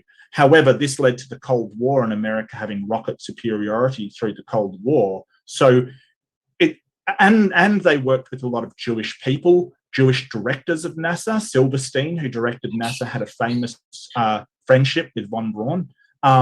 It led to currently where the technological superiority of the US is. So practically it was a good idea. Morally, I would have liked to see more punishment for them. And thank you for that super chat and response. And then, Nathan, you're doing yourself a disservice by being condescending. Yeah, well, I believe said, I don't believe in organizations that brought over 1,600 Nazis and they tell you live on a ball in space, which you could verify yourself with a high-power zoom camera or telescope, and it's objectively, provably false. $2 super chat from Da Freak. Has Nathan ever worked or contracted for the government? No, I don't think I have. Actually, I did do a catering event that Donald Rumsfeld was at, and I stole his little name tag thing. Like, they have names where everyone's going to sit down, and they had a little name tag. That's about the closest I've got to working for the government. Conspiracy. He's a government agent. You heard it here first, folks. $10 super chat from Tim Pryor. Another lie by Nathan. You have cameras, not telescopes. Not once have you used a telescope to focus in on planets. Let me say this again. Cameras are not telescopes. This is why we laugh. Yeah, I could prove that's wrong in about 10 seconds. Hold on 1 second. Here's me with my dad, who's a flat earther, and there's a telescope that we use to look at planets. Also, I was at Lake Pontchartrain doing observations because I'm more concerned with if Earth's a globe and curves than looking at planets in the sky. So I use telescopes all the time. I don't know what globeheads are talking about. It's like they just like have this idea in their head that like, and they, oh, here it is. So that's Lake Pontchartrain. Those are telescopes. Yeah, right there next to me. So nice try, globehead, but you're wrong again. Sucks to suck. $2, $5 super chat from Neon Soul. 1, 8 inches per mile squared is a parabola. Education doesn't hurt. 2, Nathan trusts NASA as soon as it fits his narrative. So NASA is trustworthy. Mark wins. Yeah, 8 inches per mile squared. I just showed is a parabola. I just showed you the Earth curve calculator. Amy, let's go ahead and share the screen again. And we'll show them that when you type into the Earth curve calculator, now this is not a parabola Earth, this is allegedly a globe Earth, ladies and gentlemen. You type in the target distance 1 mile, it gives you 8 inches, 0.666 feet. So then you need to contact the Earth curve calculator website and tell them, hey, dude, it's a parabola. And then here's the problem. Even if it is a parabola, I've got the AutoCAD, the Sagitta, and the Pythagorean theorem showing that 8 inches per mile squared is what Earth would curve up to about 1,000 miles. They're all accurate. They're all the same. So if you're doing observations beyond 1,000 miles, the Earth's definitely flat. But also, then you could worry about the formula. But 8 inches works for Sagitta, it works for AutoCAD, works for Pythagorean theorem, it works for the globetards that wrote this Earth curve calculator website. So you need to figure out your own religion and then figure out that it's fake and not true, then we can talk. Okay. Thank you. $10 super chat from Bitter Truth. Nathan, I worked as chief engineer on a cargo. My question, if I travel all the way east, will I be able onto the, hold on. I'll read it the regular way, then I'll retread. Nathan, I worked as a chief engineer on a cargo. My question, if I travel all the way east, I will be back on the same place where I start traveling. This telling me Earth is globe. Can you explain flat Earth? So he's saying if you travel east and get back to that proves you're on a ball. Well, the Glover obviously is that 2015 argument hasn't spent a lick of time researching flat Earth, because on a flat Earth, the compass points towards polar center, and heading east or west in one direction, just east or west, is a circle. Now, I don't know if you know this, but you can go in a circle on a flat Earth too. For example, when I walk my dog after this debate, we're going to go in a circle around my neighborhood. I'm going to circumnavigate my neighborhood. Now, is my neighborhood a ball? This Glover would say, yes, definitely proof you're on a ball. The problem is my neighborhood's not a ball, and you're just a silly globehead. Thank you. And another $5 super chat coming in from Bitter Truth. Flat Earth because it's in a holy book. But if it was globe, Nathan will be debating Earth is globe, Mark. Name checked both of you. Agree. So in the end, you both get something. Yeah, I think so, yeah. Mark kept bringing up the Bible, not me. All I mentioned was that the Hebrew word for deceive is NASA. Okay? None of my arguments are, hey, the Bible is in the flat Earth book, so the Earth is flat. That's not what we're talking about. The topic of the debate is NASA trustworthy? And nowhere was I like, oh, well, they're definitely not trustworthy because of the Bible. Like, you guys need to clean the wax out of your ears. You're obviously not even, do you understand the words that are coming out of my mouth?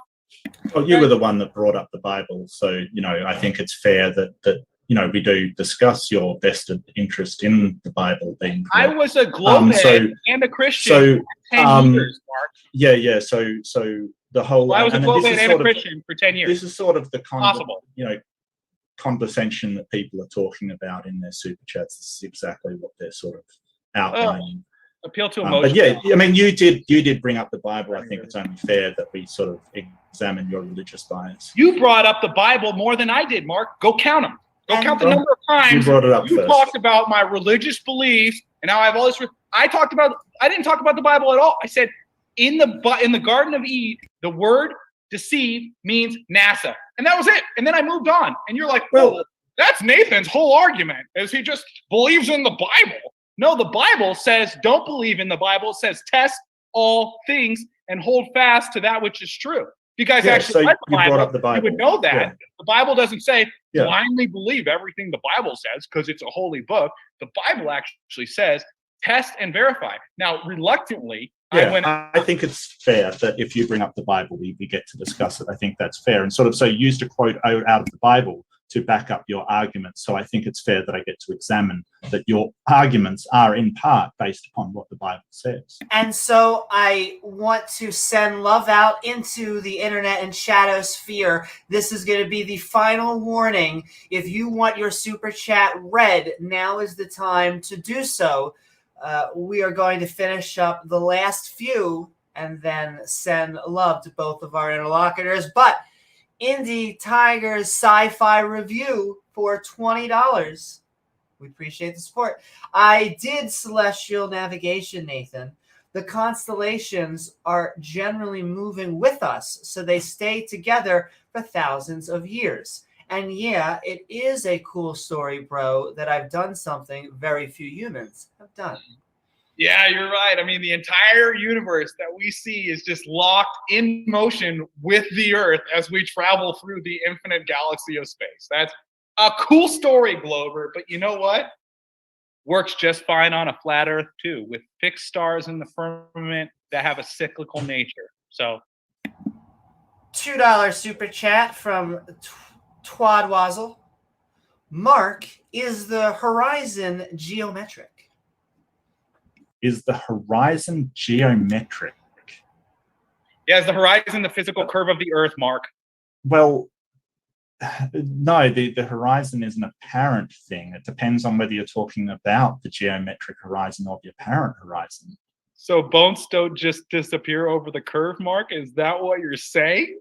This is my question, Nathan.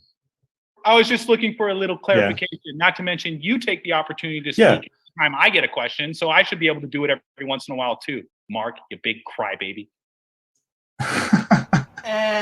Wow. Yeah, so I would probably get the last word because Nathan is really upset and sort of having a bit of a tantrum. It was technically your question, so you do get the last word. Yeah. So, yeah, they do vanish over the edge of the horizon. But if you're talking about whether the line is the physical line that we see or whether refraction is causing that horizon to be in a different place, that is two different horizons. We have an apparent horizon, we have a geometric horizon. So sometimes they are in the same place if no refraction is going on. But yeah, boats do vanish over the horizon, and we can show that. And unfortunately, flat Earth has absolutely no way to explain that besides some sort of magic physics that they have, where things vanish from the bottom up because reasons, I guess. So we have magic physics, but you claim two horizons. You freaking goofball, bro. There's not two horizons. There's just one horizon. It's the one that we see, the apparent conjunction of the sky and the Earth. And then Mark, you just admitted it's not Earth curve. So thank you. sentence. Boats don't disappear over the curve of the Earth. Mark is somewhat honest. Yeah. So what this guy is doing is basically just sort of trying to conflate things, and it's an ambiguous question about whether the horizon is an apparent horizon. I think throwing the word in geometric sort of suggests that it is the horizon of the Earth. But unfortunately, Nathan wants to sort of bray and, puff his chest. And that's cool. That's cool. He can do that. But boats still do vanish over the horizon. We see that every day. We have footage of that. The magic physics that they're using is that basically that somehow light from the bottom doesn't get to you, whereas light from the top does. And so they vanish from the bottom up, which goes against all physics we know. And for some reason, the flat Earth that's been around for over 100 years can't demonstrate this. They just basically assert it and rely on their magic and their stuff for it to happen. Well, we know why it happens, and it's because the Earth is round and it has a horizon that boats do vanish over. Thank you for those answers. And then $10 super chat from Tim Pryor. I'll do a debate with Nathan if he can prove flat Earth without mentioning the globe and debunk every single piece of evidence that we have. Who wants to bet that he can't? Well, that was a boring question. Next. And I will say, Tim, that if you reach out to us and you have a debate topic and you have an interlocutor in mind, that always helps. We always love to set that up and have some fun. And another Tim Pryor, $5. Nathan, how far should we see on flat Earth? How far? How far? How far? Yeah, you have nothing. You have nothing.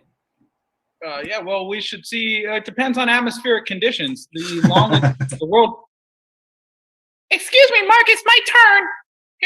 Can you go on mute? It's my turn. We see what we see. How far we see. The Earth is flat. So how far should we see on a flat Earth? Go outside. However far you can see, that's how far you can see on a flat Earth. I don't know how much more difficult that needs to be. Real scientific. Simple stuff, guys. It's simple stuff. Super simple. What's the equation for that, Nathan? The world record photograph. Hey, Mark, you want to super chat a question? Go ahead and type it in, okay? You're done talking. You can have the last word. You can have the last word. You're done talking to me. You're done asking me questions. $2. No. I said you can have the last. No, Nathan needs the last word because I asked him to provide the equation, so he gets the last word. Yeah, world record photo, Bar de Acrens. It's a mountain 230 miles away. It should be under 50,000 feet of Earth curve. Fortunately for me in this debate, there's no such thing as Earth curve, so we can see the mountain, and it is the world record photograph. So don't trust NASA. $5 super chat from Tim Pryor. The one thing Nathan was right about all night is that One super chat wasn't a question. It was a statement. Congratulations. I rule. Thank you, Tim. Thank you, Nathan. $2 from Rad Crab. Just sending love. Saw your comment and yeah, sending love right back. And then Famo for unrelated, but you're sending us love. Possibly a different debate. But was Building 7 a controlled demolition? That hey, we love doing all sorts of debates, so that may be up for a possible in the future. And then Tim Pryor. Wait, I want to answer that. It was not a controlled. It was an uncontrolled demolition. World Trade Center 7 blew itself up. So there you go. And okay, moving forward. Thank you, Famio, for the question, and Nathan for the response. And then $5 super chat from Tim Pryor. Really, Nathan, if they were afraid of you guys spilling the truth, then no Flat Earth channel would exist. Your logic is flawed. Yeah, that's great. Just no Flat Earth channel would ever exist. Brilliant. Brilliant argument. Good times. $5 from Tim Pryor. Literally bragging about being banned from schools. Do I really need to say anything else? Yeah, standing up for the truth and teaching kids the truth is a badge of honor. I mean, I don't know what else to tell you people. So you guys think it's bad? That's fine. Cry me a river. I don't care. $5 from Brad Anderson. Clarify. Longitude lines starts at north, spreads until reaching equator, then comes back together at south. Lat/long does not need celestial nav. Yeah, it doesn't need celestial nav, but that's one way to figure out your latitude is by looking at Polaris. That's all I was saying earlier. So $2 from Tim Pryor. Nathan, tell us where the big numbers touched you. Say big numbers all you want, doesn't mean anything. This is why you're a tiny percent of the world's population. that guy's triggered. $4 from Brad Anderson. And thank you, Tim and Nathan, for your responses. Brad says, more clarity. Longitude lines would necessarily need to keep spreading apart when continuing south. Mark, can you please elaborate to Nathan? Yeah, so what you'd have is, because the radius of this disk that Nathan's proposing, the radius of the outer latitude lines is wider and wider and wider, we would find a mass disparity between, say, a latitudinal line in the center and the latitudinal line at the South Pole. The latitudinal line at the South Pole, which for Nathan is every point around the edge of that disk, the latitudinal lines would be massive, like just the size of the disk. But what we don't find that. What we find is that sort of, you know, a boat that uses a latitudinal line around Antarctica travels a very short amount of time, while you know, they don't travel a huge distance. And if somebody has done sort of navigation of cargo in the southern hemisphere, they would know that, because the southern hemisphere in sort of Nathan's sort of fever dream disk is so big compared to you know, if it's a ball or a globe or an oblate spheroid, it would come back to be small latitude lines as well, and that's what the guy's talking about. Yeah, explain why Captain Cook took 3 years to go 60,000 miles around Antarctica then. Yeah, because he's in a sailboat, like it uses sails. Oh, and the circumference of Antarctica is 60,000 miles on a globe with a radius No, of but he 39 also million. visited. Yeah, he also visited islands and called in on islands as well. So he wasn't doing just a circumnavigation of Antarctica. He was actually doing exploration, which, if you're going to islands, staying there for sometimes great periods of time, having to go back, restock in the age of sail and wind, it takes a much longer time than just somebody transporting cargo in one of a modern ship that is just going around the Antarctica. Yep, 60,000 miles in 3 years to go around a 12,000-mile Antarctica. Cool story, Mark. Makes perfect sense. Well done.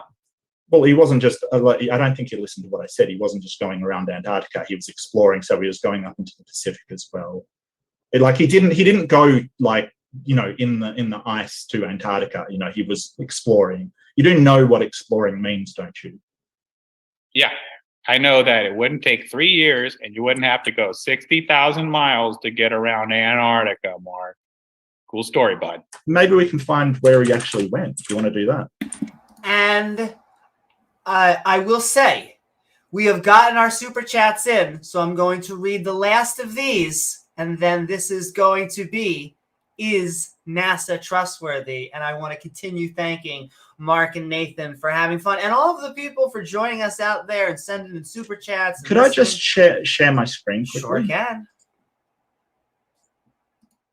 So this is basically his idea. The green one, green trip, is his idea of him exploring around Antarctica.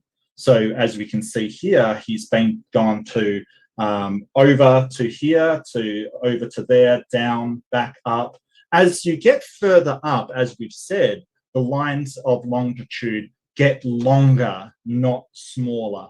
So as he's gone back up towards the equator obviously being the longest line of latitude on the planet, he's basically taken more time, drops into New Zealand, comes back out, roamed the Pacific. This is his 3-year journeys that sort of Nathan is trying to say, hey, it wouldn't have taken him that time. And this is in with a tall ship that uses exclusively wind to travel. So yeah, Nathan's just sort of, again, does not really have an idea of what he's saying. Thank you so very much. Thank you. Love to Abel. I saw you sent $2 in for the love. Send that love right back. And then Wilson, Destroyer of Worlds, for $2. Whose garage is Nathan streaming from? Lil Wayne. Twidwazzle for $3. Mark, if it isn't geometric, it has no distance. If it's not geometric, it has no distance. I don't know what he's trying to say. If the Earth curve is not the horizon, Mark, then that means that you cannot measure the distance to the horizon because it's not physical or geometric. That's what he means. Well, no, we can measure sort of refractive index and measure that kind of thing. So it is measurable. The whole idea of a geometric horizon is that it is where the horizon ends, as opposed to what a local horizon, I think it's called, whereas sort of what you can see to, blocked by mountains and things like that. It's all very well understood, and we can certainly measure it, but you've got to know the refractive index of what you're looking at. Yeah, it's just a really weird question. That's all. That sort of, you know, Nathan wants to say, hey, if you don't know exactly what this is, how can you measure it? We can still measure refraction. I don't know why he thinks that we wouldn't. I mean, just because he can't doesn't mean that nobody can't. Tim The Pryor. question wasn't even about measuring refraction. It was about the distance to the horizon, you doofus. Yeah, so this is my time, so I'll finish the thing. So name calling and sort of, you know, insulting people just shows that he has no argument whatsoever. I've explained how that the geometric horizon is where the apparent Earth ends, and ships have gone over it. He's got nothing except to say, hey, I don't understand it, and I'm going to call you names because, you know, he's incredibly insecure. So, you know, I've explained what I know about it. I do note that this isn't about the horizon. It's about whether NASA is trustworthy, as much as Nathan wants to make it about his, you know, fever dream flat Earth. There's no problem with this, nor measuring it, nor our understanding of where the geometric horizon is. It's only because Nathan doesn't understand it that he doesn't believe it. Essentially, it is an argument from incredulity, is what it is. And that's what it boils down to.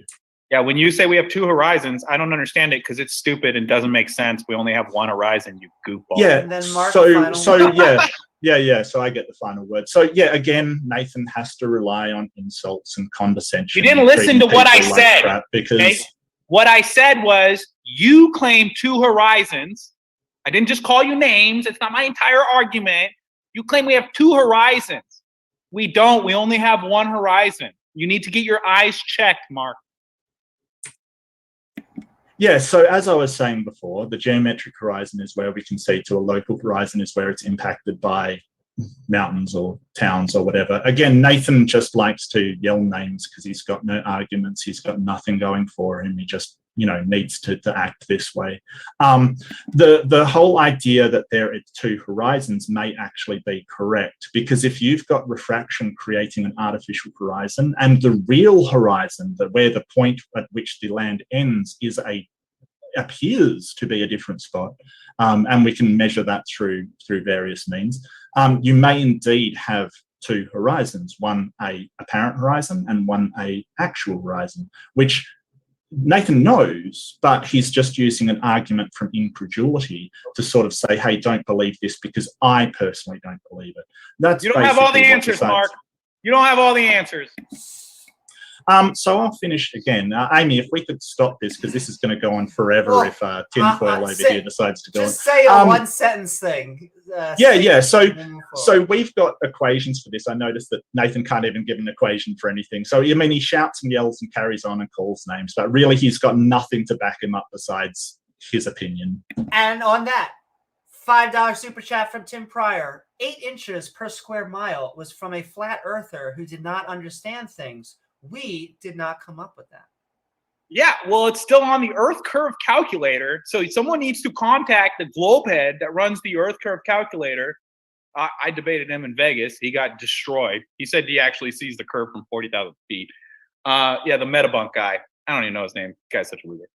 And Mark claiming I have no formula is 8 inches per mile squared. There's a formula for you. And it's verified on your website. And you guys will sit there and say I'm wrong. It's on your Earth curve website. You need to study your own religion and math. Thanks, Amy. And so I saw super chats come in from Majolin and Macaville, and I just want to thank both of you for sending in, for the love and support. But we just have a final question for each of our two interlocutors, and then we are heading out. So starting, $5 super chat from Upside Down Guy. Mark, do you agree there is no proof the Earth orbits the sun and that the orbits are just a scientific argument without proof? Hashtag faith without proof. Told you that's what he meant, Mark, you goofball. Well, then he should write it in a way that is accurate. I can only answer the question that's there. There is proof that the Earth goes around the sun, absolutely. We have gravitational equations. We have a ton of evidence that the Earth goes around the sun. Name one. Nathan, if you could just control your tantrums just for a name second. one. That'd be great. Just one, Mark.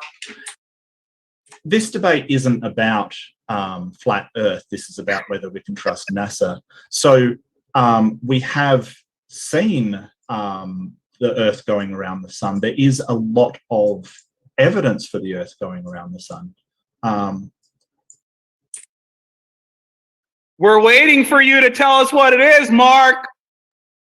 Well, I just want to say I see Bitter Truth as well. Thank you so very much for all of the love and all of that. Yeah, I'll just look something up. Yeah. So the best thing is like parallax shift in stars, right? So we can tell when stars are very slightly moving. And if the stars closer to us are moving more than the stars further away, and we can tell how far the stars are, then we are definitely moving in space. So that is the main reason why they say.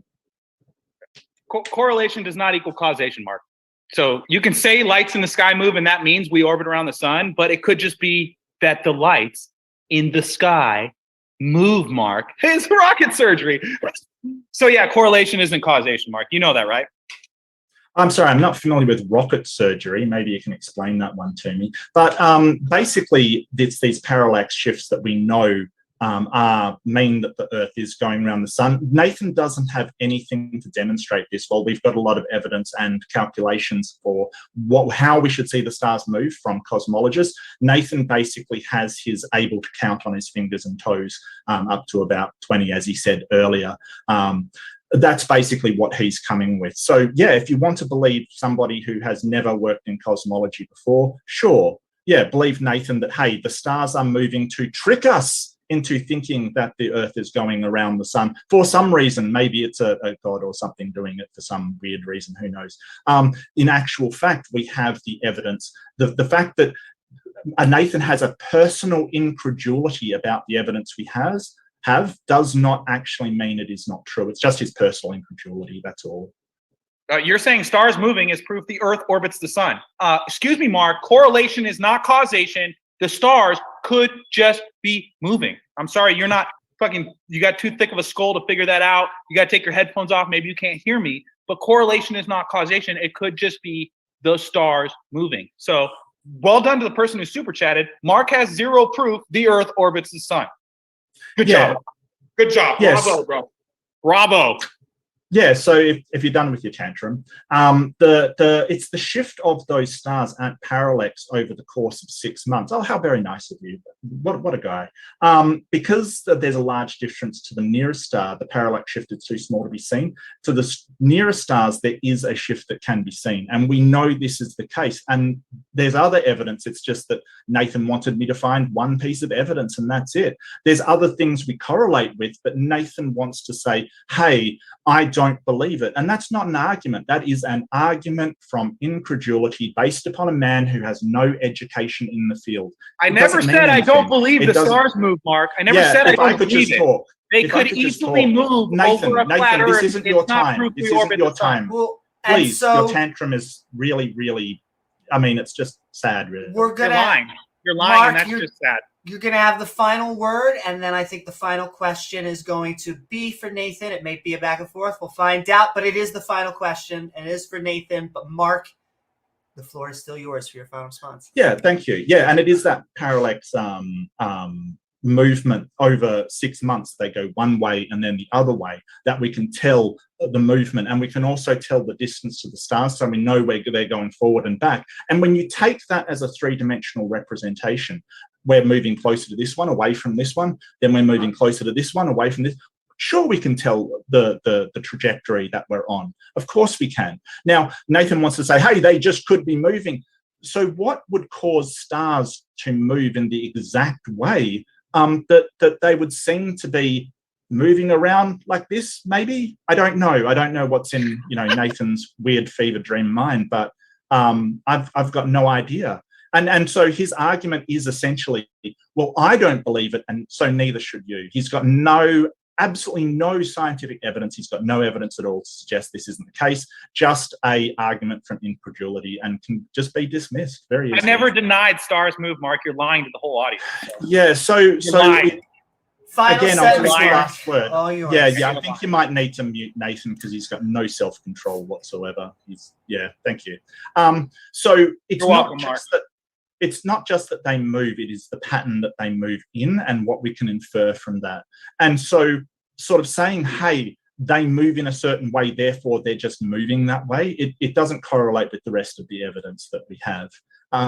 There's no reason to believe that. It's just personal incredulity, and that is all. And on that, actually, I'm going to send Nathan. this. If you keep talking, I'll have another last word, mate. Haven't you learnt yet?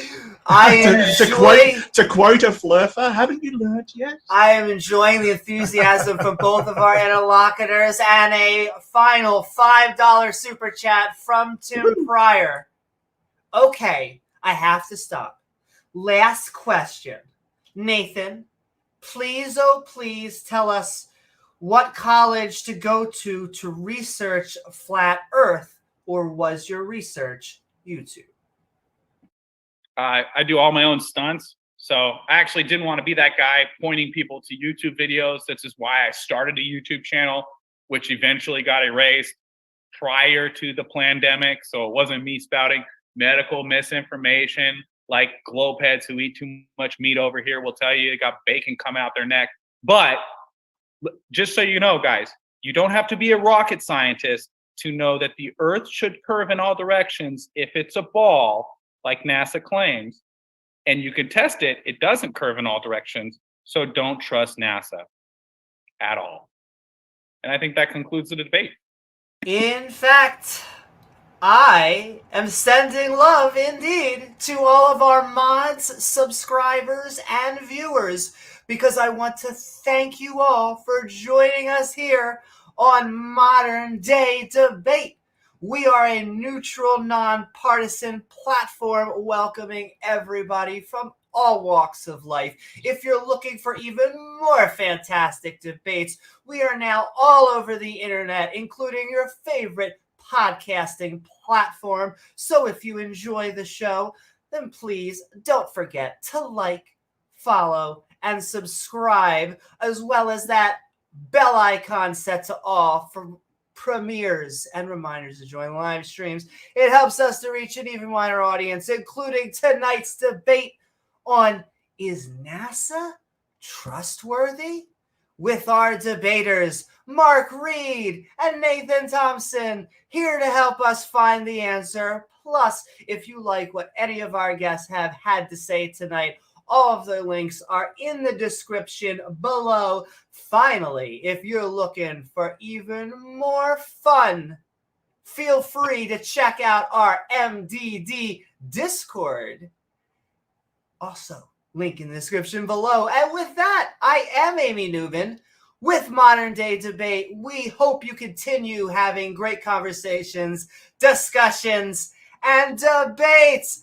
Good night, y'all. Happy Sabbath to my fellow believers. Amy, you did a great job moderating. Thank you. Sending love to you and the whole interwebs. Thanks, Amy.